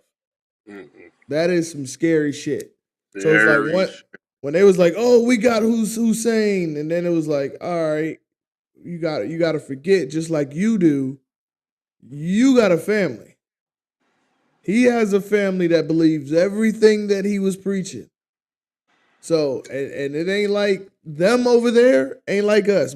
Yes, They're not they don't have wolf tickets. no, they don't. You know, we gonna be like, oh yeah, you kill, I'm gonna get you. No, they're coming to get you. They're not even telling you that. They come and invest. They coming in cars with bombs in them. Like it is a scary mentally. You know, you have to have people that's mentally strong. And even if you're not mentally strong, there's people that was programmed and don't know what they're doing afterwards. You know, Mm-hmm. like let me tell you something. Like it was so bad at one point. I went into the military as the don't ask, don't tell, and it was literally people grouping up together saying they were gay just so they can get out. Like they, What? yeah, yes, like it was that bad. People was grouping up. Like, hey man, me and you gonna say we together so we can get out. Then they'll go to the drill sergeant, like, drill sergeant, I got something to tell you. Like me and him have been in a relationship, and they will give them papers and walk their ass right on out. They wouldn't even go to the Briggs because I when I was in and the people that got in trouble and would get out, they would be in the Briggs for like 3 months to 6 months before they can even get papers, get orders to go home. And they would send them people right out. Cause I remember tall dude, we played basketball together. Even, you know, they used to put them in a certain line when they was discharging out of tech school and stuff like that. Like, hey man, what happened? And most of the time, you know, you think they got sick or I know one of my good friends, they found scoliosis late, so he ended up Right. getting moved out. No. But so when I saw them in that line, I'm like, dude, what happened? Which you leaving? He was like, yeah, man, I can't take it. Me and such back here said we were gay. I was like, nigga, Oh, God. you got to be kidding me. He was You like, gotta nah, be we out. kidding me. He was like, no. I was like, your recruiter didn't tell you nothing. He didn't tell you what Yes, to expect. sir. He was like, nah, I'm out of here, dog. I can't do it. I can't go over there. I was like, but you knew the war was going on before you enlisted. And then for me, I went in at 17. My mom had to sign me in. Mm-hmm. So I'm turning 18 in tech school. so so it's Damn. like like my mental was like, I don't know, my mental was crazy because I went through so many emotions. I went through. I remember it was a period in time I went through. I didn't think I was going to see 19. Like, cause people was going over there, and you just was hearing stories, and like I literally thought, I'm like, all right, like I went through a phase when I was like, all right, I'm going all in. Like, hey, if this is gonna be my last 2 years, like I didn't think I was gonna have kids. I didn't think I was gonna get married. I ain't man. It's a huge mental. And then even though, like I said, I was 17 thinking I wasn't going to see 19. And then when I saw 19 preparing to get out, it's like, damn, what I didn't think I was going to get this far. So what I'm going to do for the rest of my life? Like, Right. it's like, and then life is coming, pause. It ain't stopping. Like them 24 hours come quick. So Yep. it's like, I remember I think I got $1,000 when I first got out. Man, I don't even think that shit lasted 2 weeks. And I was just like, damn, what I'm gonna do? Then I had a nerve to have a girlfriend at the time with a baby. I'm like, nigga, I was looking back on, I don't know what the hell I was thinking. I don't know. I can barely take care of myself. I got this girl in there with this baby. But Yeah, I ain't yeah, gonna lie. I kind of played my cards right. You know, as far as getting out, kind of played the cards right a little bit. yeah, I'm yeah, not gonna. Now I'm gonna say this, but and some people who's watching or who gonna watch this gonna come to a little shock. But I actually fell into a point. But boy, I wanted to kind of go back. Yeah, I I can kind see. I kind of missed it. No, Like, damn, I went through that period too. like I kind of missed it. Like I really like some certain moments, and it's a lot of BS, but you looking at it now, that wasn't that it wasn't bad. That wasn't Nah, that nah, bad. nah. Looking at it now that I know how to deal with the mental part, yeah. Because I'm not even gonna lie to you. Like you said, when I had my own daughter, I was still going through what am I going to do for the rest of my life. So when my daughter was first born, I actually looked into going back, and even in another branch. And I think at the time the army was the only one that would accept me. And there was a job fair, and I was like, I'm gonna go to this job fair, and if nothing, and if it don't work out, then I'm gonna go into the army. And luckily, I found a job working at Alltel that ended up working at Verizon. So it worked out. But I went through that phase too. Where I thought about going back in. And the crazy part is, I have a couple of friends that did go back in, and one went back in as an officer. So yeah. So no, I definitely, Not Afghanistan. That's crazy. I don't know about that, buddy. yeah. Miss, Nah, I'm I just didn't. Yeah. I'm good on that, dog. Nah, he may be talking about that money. Hey, well, I ain't gonna lie. Yeah, because That that money was that different. overseas money was Yeah, that great. overseas that was different. Yes, I ain't, at 18 boy, years old, 19, 18 years boy, old, that boy. overseas money. Man, that overseas money was different. Yeah. Some say Oh y'all my better than goodness, me. I'm gonna hit that I'm corner first. That's crazy work. Come Yo. on, man. That's crazy work. But yeah, that overseas money was, Yeah, that man, overseas money was real woo, good. whoosh. Yeah. I ain't even gonna lie, I even looked at going back as a contractor. And that's I what I'm yeah, trying. I ain't gonna lie. I was trying to yeah, think about that for a minute. yeah, I'm like, I'm trying to really kind of do that. Ain't really had nothing going on. I mean, yeah. after I got out, I got contractor to go. I stayed there as a contractor because to work with the units. Mm, I work on the equipment, obviously. You know what I'm saying? And then obviously Ukraine happened, hmm. and then I'm in Fort Sill, field artillery. So you know they sending everything. Yeah. Ran out of work, ran out, and then I had to pack the car up and drive here. Yeah. And then so now I was looking at, it, I'm like, I'm trying to see what that overseas contractor thing looking like. I Yeah, that can leave for overseas 6 months. yeah, I ain't gonna I can lie, I leave didn't for look six into that. months. Jacob said his niece wants to go to the Navy. Now I ain't gonna Hey, lie, the Navy is totally different because that it's totally different, yeah that man. It's yeah totally that different. I hope you like being in the middle of the closed ocean. in, yeah, not even in the middle of the ocean, In the like ocean, but they in close quarters. I hope you like that. this is what the Navy is. Take a desk like a work desk that I have now, and pull out the drawers and imagine sleeping in that. Oh my god, Like that's what the Navy boats like. The way they be crawling, the Coast Guard, crawling up in the that way they be man. having like they literally like you see my wall right here. They Right. literally have about 4 beds on the wall, and you like I'd be like, how do y'all crawl and get? And yeah, the Navy is different. I ain't gonna lie to you. I can't speak on the Navy. It's just I couldn't like Demetrius said, I couldn't do the water that long. Like something happened in that. First of all, let me tell you something. If we in a submarine and I see a water drop, nigga, I'm losing my goddamn mind. Like when I'm in a tunnel and I see a water drop from a tunnel, oh, I'm hitting the gas.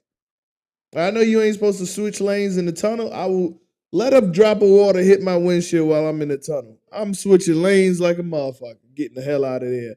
And that's how I feel about the Navy. I can't be in no submarine and a drop of water hit the top of my head. Nah, bro, I'm losing my mind.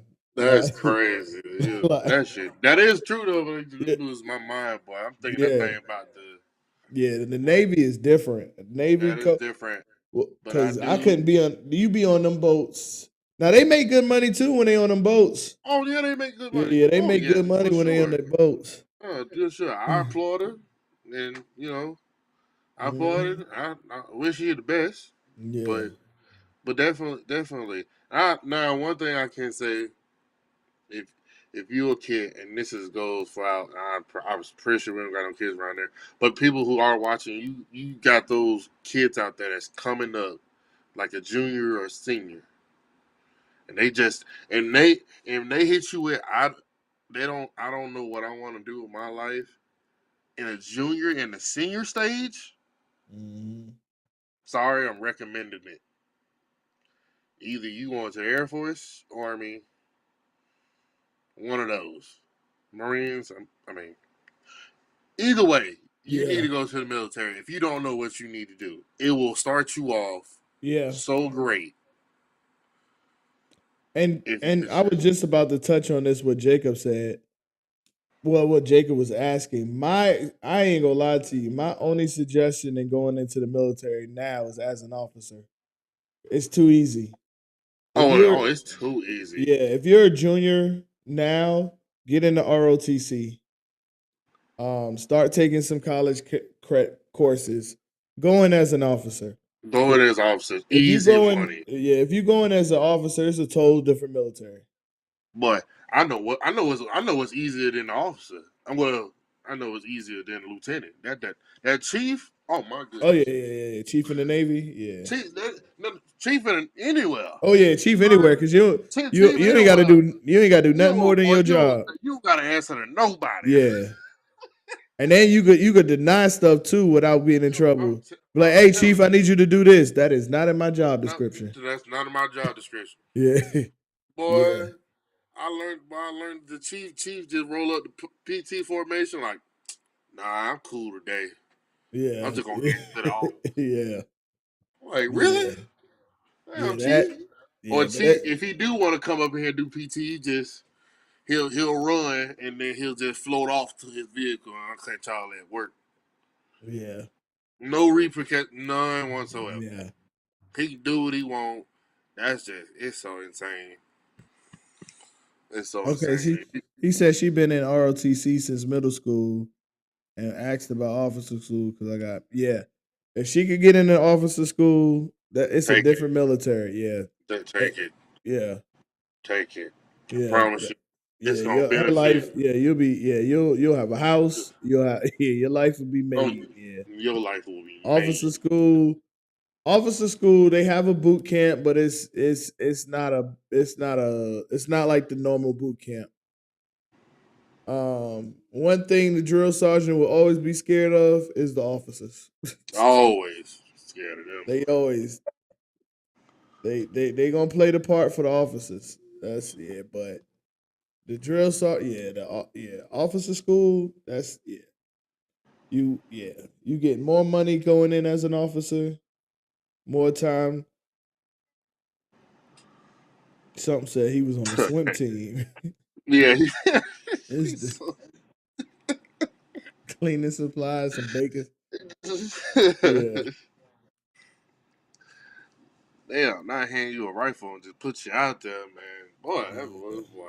I don't want them problems. yeah. Good on that. Yeah, that military, yeah, the officer, yeah. If you an officer, yeah, tell her to go in as an Please. officer. It's a whole different military. But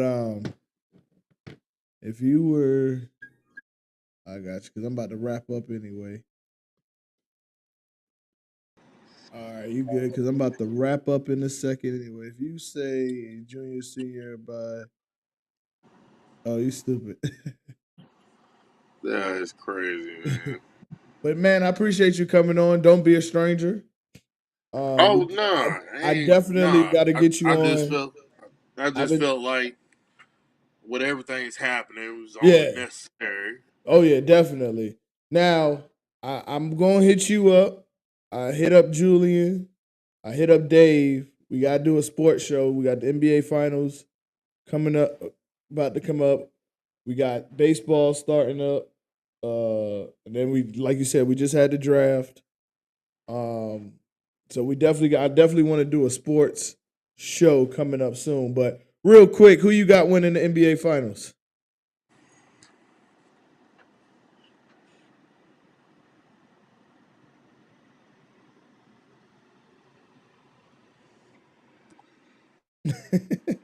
That's a tough question. I ain't That's a gonna lie, tough it's question. easy. I think I'm not gonna lie.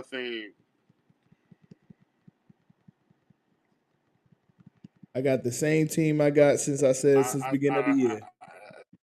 Yeah, right. I got that. Yeah, yeah. I, that's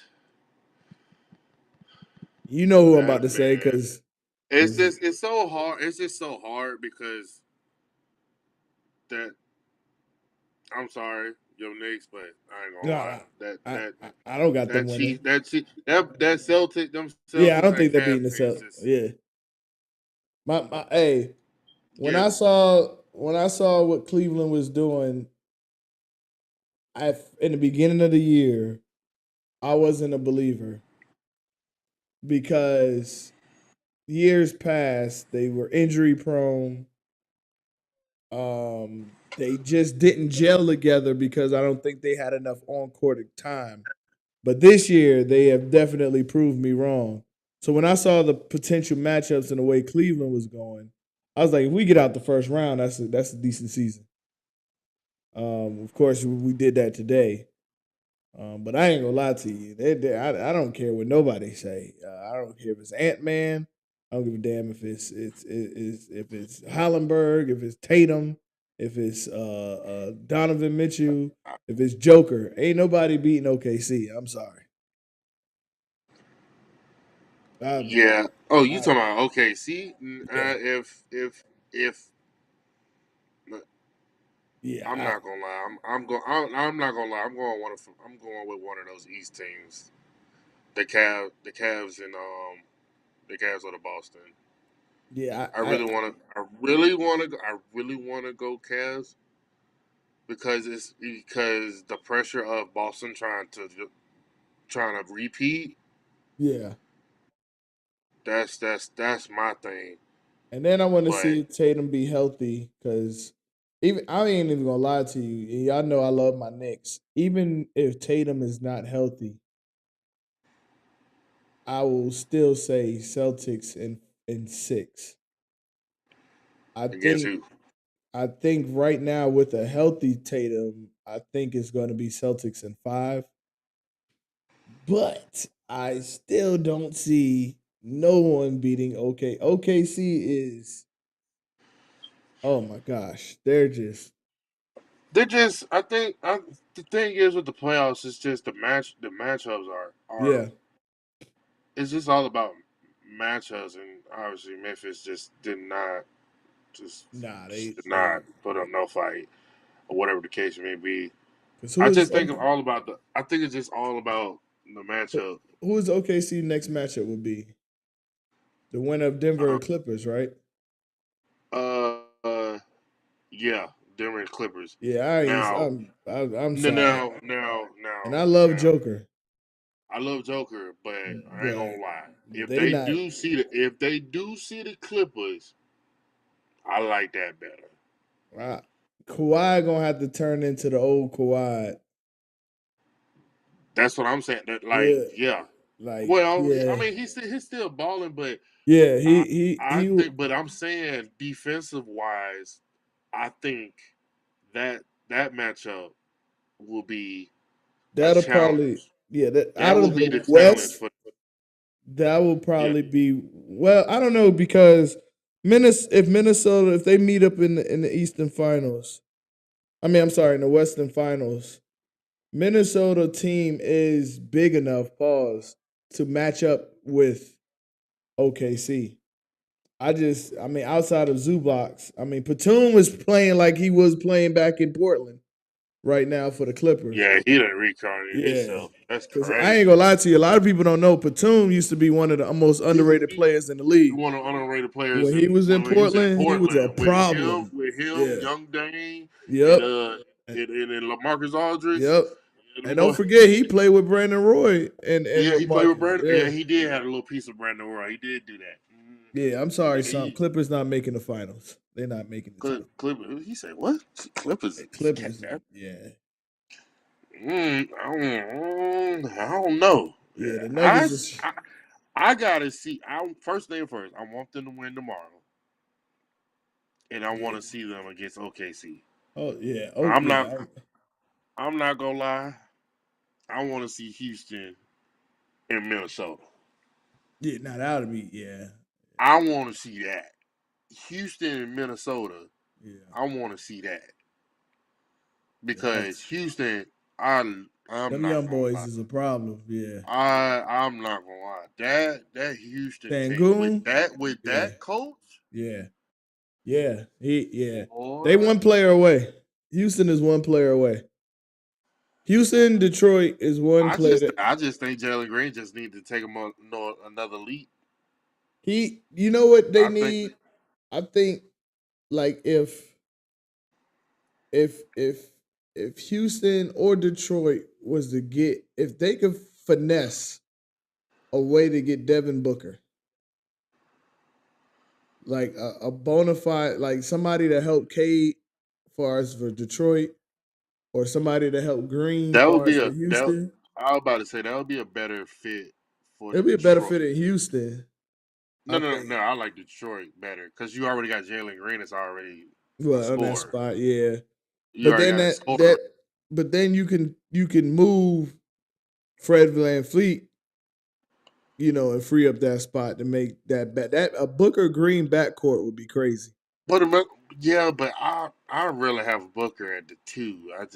Yeah, no, That's no, I just me. agree. I agree too. I agree with that. I just like Booker at a two. If you Yeah, can just find a way to get you a dog point guard yeah, and that on that team, yeah. I think Houston and look, Detroit with Detroit and like you said, with both of them coaches resurging, like yeah, I think if and then because I ain't gonna lie to you, I know a lot of the rumors is with the Knicks and KD. I don't see it.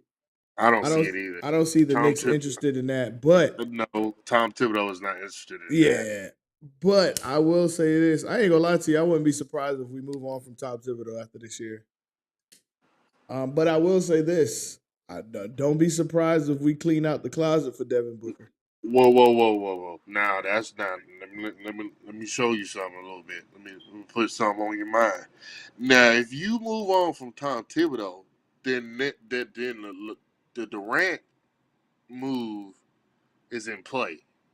Depends who we get as a coach. Like, If you stay with Tom Thibodeau, you're not gonna get Durant. See, yeah, I don't see it. Tom Thibodeau, Tom Thibodeau's play style and his teams. I want wing defenders. I need one big fella on the basket. I Hmm. got a dog point guard. You do everything. We defend. That's You it. defend, give me some catch and shoot guys, and yeah, Give me some good defenders that can catch and shoot. I got me a big up under there that can yep, protect the rim, and then I got a dog point guard. He gonna do all the scoring, all this other stuff, and then on defense, everybody defend. I got all yep. defenders. Because I ain't gonna lie to you, during in this Boston series, we're gonna have to see a lot more of Cat and Mitchell on the court together. Because defensively, shit, Boston is whew, them motherfuckers hit you from 1 through 8. I'm telling you. Them jokers. And OKC is the same way, one through Yeah, eight, one that through is nine. OKC the same way. They hit you one Yep. through eight, boy. That Yeah. Harkenstein and Chet ain't playing around, boy. Yo. And then they Them boys, coach. They got a good. They're coached they got a very great, well. yeah, they got a good coach. They got a good coach. Yeah. OKC, they Yeah. played their cards really right, man. Yes. They did. And they They got a played those, shitload of draft picks. and they got shitload draft So picks. That's they're crazy, only boy. going to get better. Like I said, like when OKC signed iHeart, I'm telling you. Hey, Terry, what I tell you the Knicks and Pistons series was going to be? Yeah. So it's crazy. What I tell you. Now, here's the funny part. Like when Josh Hart when we lost when we won that game 4. No, that was yeah. Was that game 4? Yeah. That was game 4. When we won game 4 and went up 3-1 with that Josh Hart foul that didn't get called, I said Knicks in 6. We were up 3-1. And they was like, "You think y'all gonna lose at home?" I said, "Yes, I do." I said, "We don't have a home court. Everybody plays well at the Garden. So we have a home crowd, but the crowd will turn on us if somebody's playing good." Yeah. So I said, "We really don't. We really don't have a home court." But he said, "Let the wounds heal." No, I'm just trying to. I'm just trying to say, like, yo, Hey, people Josh be, Smith was tough. Hey, yeah. Jay Smooth was tough. Not the Jay Smooth build. He said I was a yeah. All right. Yeah, that Josh was Smith was Josh Smith was Josh Smith dunking on for everything back everybody. in his prime. Yeah. I No, don't know about it. Jay Hey, when you Smooth say was that, I gotta tough. see some highlights. You gotta have some I'm video telling you, evidence of boy, that Jay one. Smooth was Cause tough. yeah, cause Josh That was, boy was dunking on yeah, he everybody. was watch your head. Mm, Yeah. love that boy. About Love that boy. Love that boy. That was crazy. Terry I better remember. have a jump shot at 6 foot stupid. He better have a jump shot. That's Yeah. crazy. That's crazy, man. He said But Terry yeah, Wilson should have been out there. I'm I'm definitely want the Clippers to win tomorrow, so they can go to OKC. I want to see that matchup, and I really want Houston to find a way to come. Yeah, I ain't even gonna lie. I just want to see that neck. The only reason, like, don't get me wrong. Like, I know there's a lot of Steph lovers out there. I want to see. I just this young Houston team is, I oh want to see it. I want to see it. man, I want I to just see want it to see them fuck up against some Ant shit. Man. I want to see that Dylan Brooks and that Ant Man to go at it. I want to see Yeah, that on TV. yeah. Like I want to see that on TV. I want to Seven see them games. boys. Yeah. Oh my god, I really want to see that. Sangoon and Rudy. Oh my god. Yeah, Oh my goodness. yeah. I want. I Yeah, I gotta see that, yeah, man. I gotta see that. yeah. I gotta Jalen see that. and Julius going back and forth. Oh, McDaniels, that man had. Oh, he gonna get paid this season. Yeah, he He about to gonna get. get paid. He about to He get paid, yeah, he about to boy. get paid, boy. Them Lakers said, "Let him beat us." Okay. He what was it? Game 2, 3, 4. He had a yeah. He had a great. He said it's on YouTube. Check the tape. Nah, bro. I need it. Nah, I ain't checking shit. I got I got highlights on YouTube. I don't mean. Let me see if I can still pull it. I had highlights on YouTube somewhere. I think it's still up here. I wonder if I wonder if I still got my. I wonder if they still got my live stream from Junior Gold back in 2012. Shit, I know YouTube barely. I was surprised to see this video on it. YouTube don't delete nothing unless the user do. So it's probably still up there.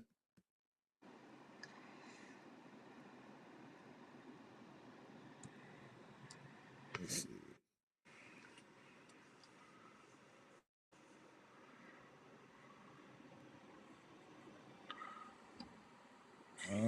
That's Um, crazy.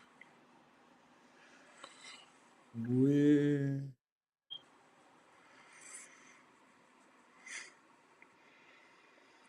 Matter of fact, I know how to find it. How many weeks y'all got on, man? Thursday at Delt Road. I don't know too many. I think next week is the last week before roll Next offs. week y'all last week Yeah, before roll offs. for roll off. Cool. Yeah, because it was in there today. He said, "Who? Battlegrounds?" Nah, bro. I don't even know Oh, what that is. since we here, because I just didn't know the matchup. Who we got this week? Oh, Sunday Southern Listics Got this. Oh, and we Delt. got the OG team. Yeah, yeah, Delt. Oh Lord, not the OG team. Hope my Yeah. mama ain't bowling. That would be a sight to see right there. Hey, she might be bowling because we got a We are doing a women's pair. Their women's pair versus our women's pair. Oh man, damn. Y'all know she gonna be on some different time. I'm gonna fill everybody in right now. See about she gonna be on some different time. I ain't gonna lie to you. If she bowling, she gonna be on some different time this week. Uh-oh, I found it.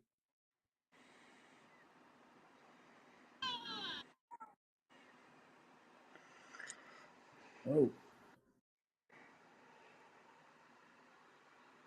Hey, look. I was talking to somebody about refereeing because we was talking about the Josh Hart thing. And it's funny, the first thing that you pull up in this video, they're complaining about the refs.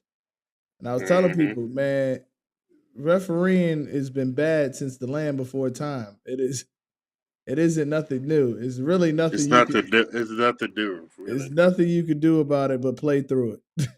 No, yeah, basically. And Reggie Miller said the same thing That's with the adding on with the replay and the challenges, and you yeah. just play through that. You have to try to It's part of the game, just unfortunately. basically part of the game and get through that. So Yep, like he said it best himself, man. people just Hmm. don't realize it. Like, hey, it's nothing you can really do. Okay, here we go. Uh oh, that's small. Y'all can't see that, can you?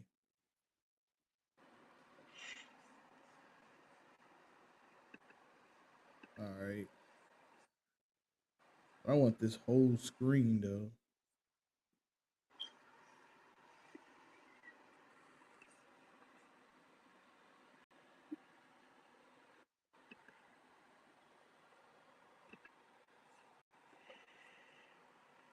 This used to be one of our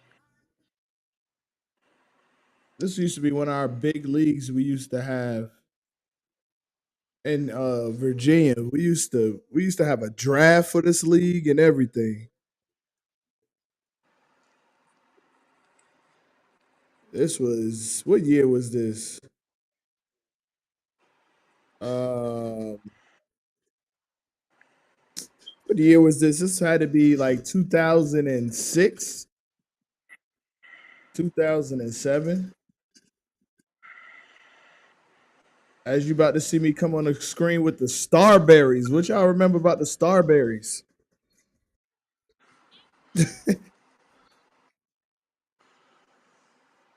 See? Referees stay talking shit.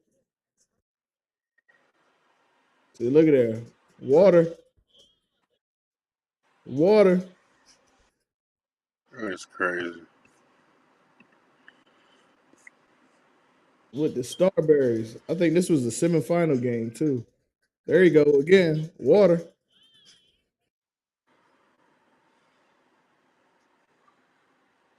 But let me tell you something. I know we talked about losing weight and stuff. If I can get back to this size, man, I'll be in heaven.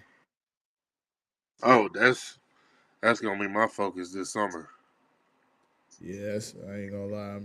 Yeah, I ain't touching. I'm bowling tournaments, but as far as I'm league, I'm in the gym. yeah, I'm in the gym. I'm I'm doing that Tuesday night, but I've been in the gym lately. I didn't go this week. This week was a little crazy with the kids, but I've been pretty consistent, better than I have been in the past. But health wise, as you get older, boy, you be having some weird fucking issues. Nah, I ain't. I'm in It's the gym. I'm pretty sure somebody gonna say, "What you need to get in the gym for?" Nah, just need to get in the gym. shit. Yep. We said this ain't a JV. This is what he say. Weenie pause.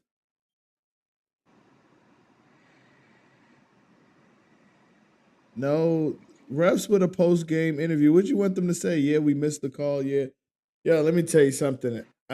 Here's my thing with refereeing. What frustrates me with people is it's a job that they need people that is currently hiring, and nobody wants to do Right. that job. Nobody wants to do that job for a reason. I enjoy doing the job because it keeps me around the sport. I know y'all have never read a rule book because I never read a rule book until I started refereeing. You Like, you still do football? yeah, yeah. I You don't still do do it as football? I don't do it as often as I probably should. Um, because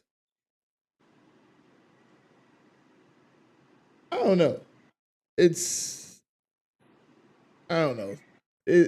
I ain't gonna say it's a lot. Yeah, they pay well. I wouldn't do it. First of all, I wouldn't be doing it if it didn't pay well. Football, for me is I'm still learning. I wasn't somebody who really played football a lot, so I'm still learning the actual game. You know what I mean? So it's a refereeing. You got to understand a lot of referees that make it didn't play the sport, so only thing they know is the rule book. And to me, it's a slight disadvantage if you didn't play, if you just know Right. the rule book, Hmm. because you're not taking away from, you're taking away from, how can I put it? You're taking you're like, for example, in basketball, you might, if you never played basketball, you see two people running into each other, you may put a whistle there. But if you play basketball, you may understand why they ran into each other Why they really? Yeah. and realize it's not a whistle. It's not a whistle. Yeah. So you deal with that a lot. So, but to have a referee do a post game to say I missed the call, like, we all know you missed the fucking call. We saw it. Like, there's, but my thing is too, with it's like you have to put a human nature into refereeing because nobody Yes. makes all their layups, Yeah. nobody not turning over the ball. Like, it, just like you make mistakes playing, they make mistakes refereeing. So Referee. Yeah. it's it's part of the game. I've made mistakes. Shit, I ain't gonna lie to you. Sometimes that we need referees so bad. I'll be doing a tournament. I'm on my 10th game. It's hot. I'm tired. My feet hurt. And you know what's in my pocket? Dang. Because it's the only thing. This the only thing that's keeping me standing. That's crazy. I be What you high on the as chain? Hold gas. on. What you on the chains? Or you a line judge? What Nah, you? it depends. I'm really not on the chains, so like I would love to be on the chains because that's easy money. Yeah, that's easy money on the I chain. would love. I've done the chains at a Falcons game before. Oh, how much that pay? Yeah. We got paid. First of all, they could have paid me in food the way we ate. Let me say that that food was amazing. But we got paid like I think $200 to do that.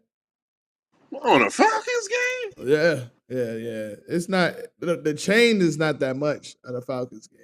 But I'm guessing the line judge and Oh and yeah, the yeah. fight Because I'm not height. an Oh, actual referee. Yeah. I'm just, yeah, oh, dang, yeah. I'm that's not. crazy. I'm just following directions. That's crazy. I would have thought But even with a Falcons game, like, you know, yeah. the No, actual that's all right. But you NFL. gotta think to hold some change for at a fight for $200. Yeah, that's a no Well, brainer. yeah, that's a no brainer. I'll give you that. Yeah.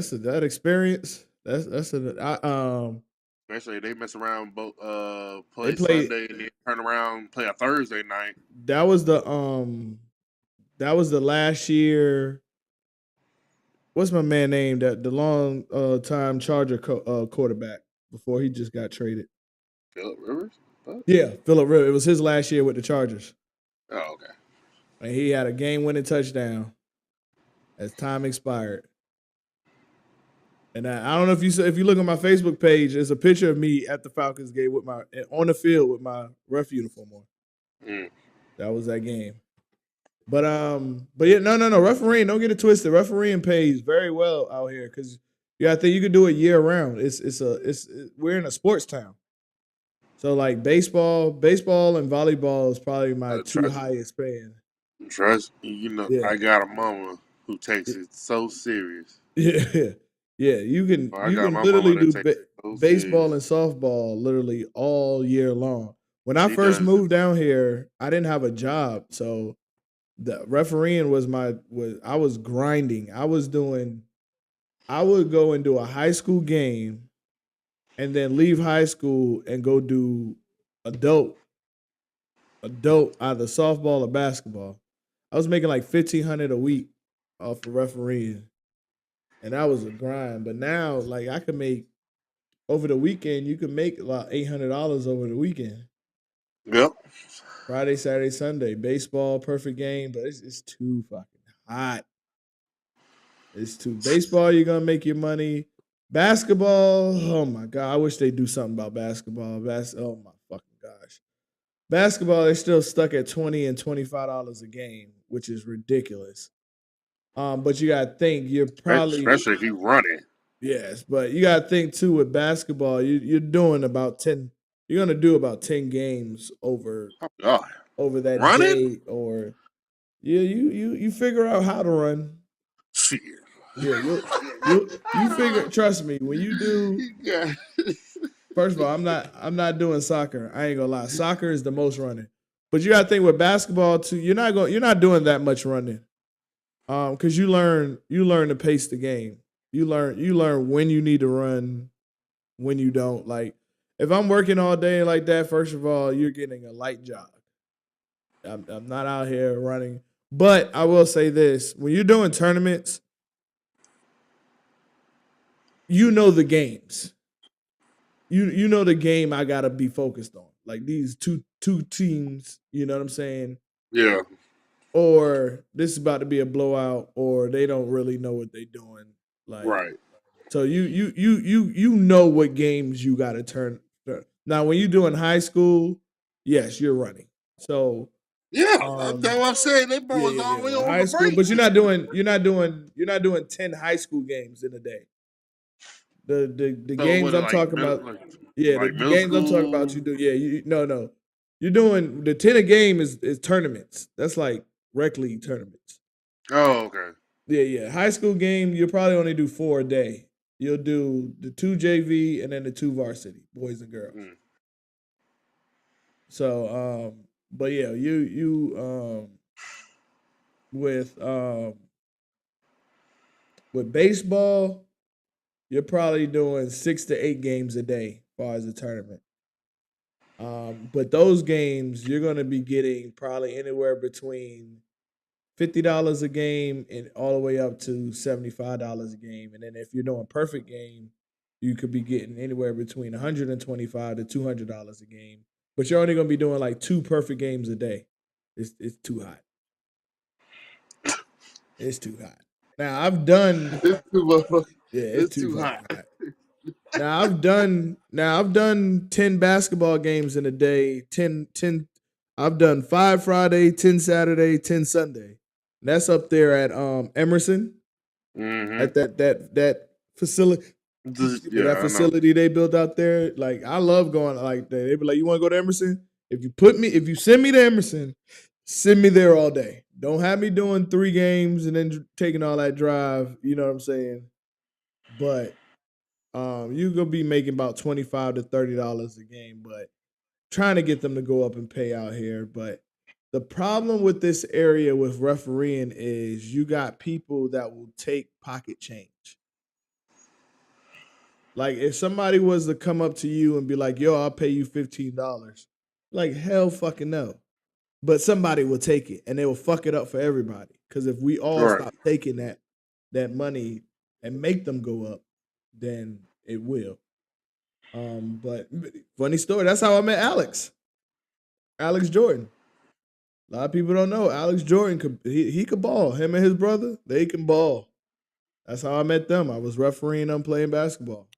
That's crazy. Yeah, in a nigga league at that, like in a high, like not in no soft league. Like they would clothesline your ass coming down the paint. Alex, yeah, him and his brother, they were nice. Yeah, Not the clothesline. That's right there. And crazy. matter of fact, not too far from Forest Park on that same street, right off that off street.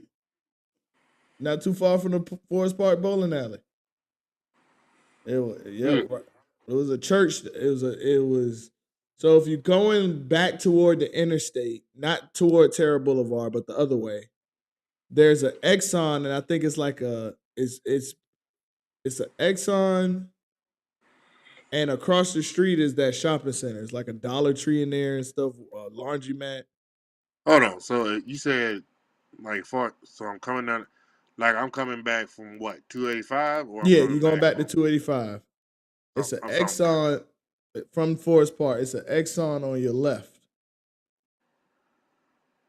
and then Okay. you go down that street, and the next street, like a block down, you make that left. It's a church right there, Hmm. and they got a basketball court in there, and that's where they were renting that basketball court.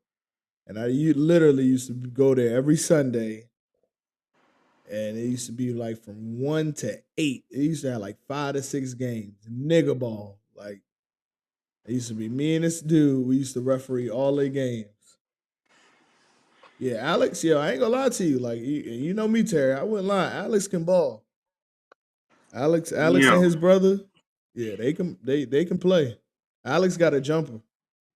Alex got a jumper. Oh, he That's what Reggie he was. Miller with it. Yeah. No. That's his perfect. Yeah. That's Oh, he how. Reggie Miller with it. Now his brother more like Mikael Bridges.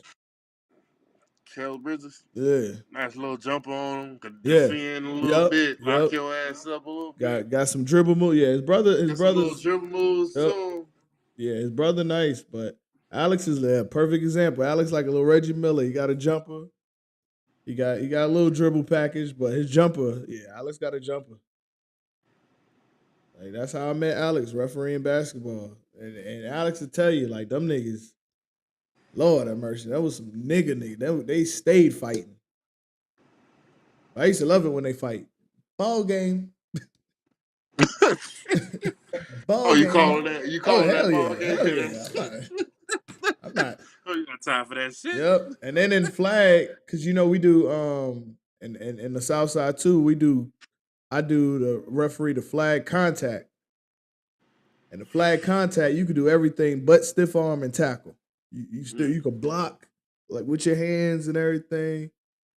Like I said, the only thing you can't do is stiff arm and tackle. But all the rules, they got a lineman, they got guards, they got a tackle, the center, they got a lineman, they got just and them whenever they start fighting, my clock just keep moving. It was like, what's the time on the clock? Like, oh, you got 30 seconds. They was like, how? It was we just started the game. No, you started the game, you started fighting, and it took y'all 10 minutes to break it up. That's the half. Like, I'm not about to extend my day because y'all want to be idiots. So, but refereeing was cool. It's like I said, it keeps you around the game. You see you meet. Hey, I met Matumbo. Not Matumbo. Matumbo's son is trash. You That's hear me? crazy. But his nephew, his nephew, the real deal. I forgot what school he ended up doing. I think he was a senior. He was a freshman this year, I think. But I forgot what school he was going to. He used to sit on the bench with his son on his son's team and just talk to me. I didn't know what the fuck he was saying. He used to be rah, rah, rah, rah, rah. I was like, yeah, man. I don't know what he said. What the fuck? Who else? Who else? Jamal.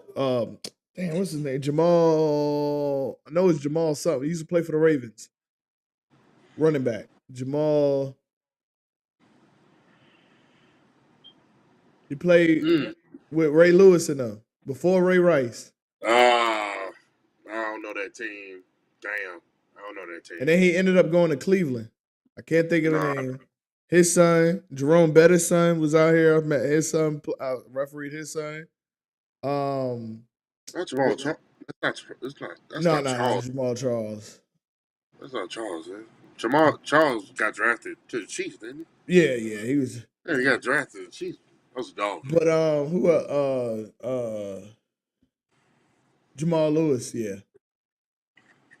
What's the man name? He used to be Brandon. Damn, he used to be the running back for.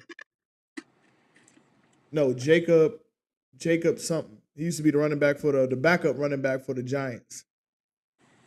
Jacob something. His son is at a private school in football, Milton, out in Milton. And Charles Woodson, he used to, oh my God. Charles Woodson had this nice white Bentley. That joker was so pretty. Charles Woodson. Shit. Uh Skip to Malou. I referee his son. Mm. It's a lot of famous folks out here. And even basketball on the south side. A lot of these NBA players. That's why I be telling people, man, let me tell you something, dog. I don't care how much you think. Yeah, Brandon Jacobs, that's who it was. I don't care how much you think these players suck. If you sitting on the NBA bench, they can walk into any gym in America and give you 40. But your ass. They Yeah, will give give your ass you 40. 40. And I done seen it happen. There's this dude, I cannot think of his name for the life of me, but he was just to let you know how little playing time he was getting. He won a championship with the Spurs. He was Tim Duncan's backup. And trust me, no, I can't remember his name, but when I tell you he about 7 foot stupid. When I tell you he be at Brady Gym down there in College Park shooting all kind of threes, killing them. Who's another one? Your boy will be on ESPN now. I think his last name was Moon. He played for the Cleveland Cavaliers. He be down there on the south side Oh, busting. Moon. Fuck. What's that boy name? Moon, he Yeah, light skinned. yeah, light skinned Long tall head. dude. Yeah, Yeah. he be He played down with the Cleveland. there giving them buckets. It be a lot of them these players I be seeing in the Nate Robinson. Nate Oh, Robinson, Nate Robinson. Oh, he was playing Nate flag Robinson. football too. He was playing quarterback out here. Pac Man Jones, another one I be seeing playing football out here. He still be playing flag. A lot of these college Them quarterbacks that boys. don't go to the league, they be out there playing flag, play. Yo, I be seeing all of them. Them That's boys kind of tough. yeah. Boy, Michael Beasley, John Wall. First of all, Michael Fucking Beasley is probably one of the best one one-on-one one on basketball players. And all I don't time. give a fuck who you are. I will put him over Kevin Durant. I Like, definitely do that. I put yeah, him over KD. yeah, yeah. One-on-one I'm sorry. basketball, we talk about It's like, just man. He's. yeah. I was such a believer when he was in Kansas State. I mean, I ain't gonna lie to you. Oh, He's one of those players that just got the wrong end of the deal. Like you got drafted to back up Dwayne Wade, and then you got traded to Cleveland to back up LeBron James. Like that's crazy. then you went to but I thought what happened was that he had that stint. I thought it unlocked itself when he had that stint in New York. Yeah, but he was under D'Antoni. D'Antoni was if you don't play my way, you ain't gonna play. Yeah, D'Antoni but he screwed over did. a lot of players. He gave Boston buckets that game. Boy, Yeah, that was yeah. oh my goodness. He used to come off the. Oh my. If you look at his stats and you look at the time on the court, like you'd be like, how you average 9 points in 6 minutes a game? Like that's great. Like, It's that. yo, it's just crazy. But yeah, he is one of those ones. Yeah, that like yeah. Yeah, that's just. Michael Oof. Beasley, yeah, that was just talent. But that That just was. goes to show you how the NBA system or sports systems work. Like if you don't get put in the right position, yo, it don't matter how good you are. Cause who else was a victim of that? Stephon Marbury. When him and D'Antoni didn't get along with the system, shit. Stephon Marbury became a god in China because of NBA systems not working out for him in his latter career. Right. That man got a whole statue in China. That's crazy. That's crazy. And still be going to Coney Island delivering chickens because my dad be out there like this nigga. Yeah. Yeah, it's crazy. All them boys is tough. Tyreek Yeah. Evans tough. OJ Tyreek Mayo's tough. Evans. Yep. Oh my god. All them boys is just tough out there. Yeah. Well, all right, man. I gotta go because I gotta get up and drive to Greensboro in the morning. Oh, you bowling too? Yeah. Damn, ain't nobody pick you, boy. I was just playing. Don't even do Right. that. We didn't even know because we put the APB out. No. Because some people ask me, "Can I make it?" And I can't make it. I'm trying to go get this little easy belt road money. So Yeah, I y'all ain't can mad have fun with that. at I ain't mad at you. Yeah, y'all can have fun with them. Go get that easy belt road money. Me and I my boy appreciate Dana. Dana, you ain't here, Yeah. boy. Better go get So, this money. So but all right, man. I appreciate you for coming on. Like I said, I'm gonna hit you up when we do the sports show soon. cool. I Yeah. appreciate it. Would love to be a part of it. All right, man. Man, Y'all have a good night. y'all too, man.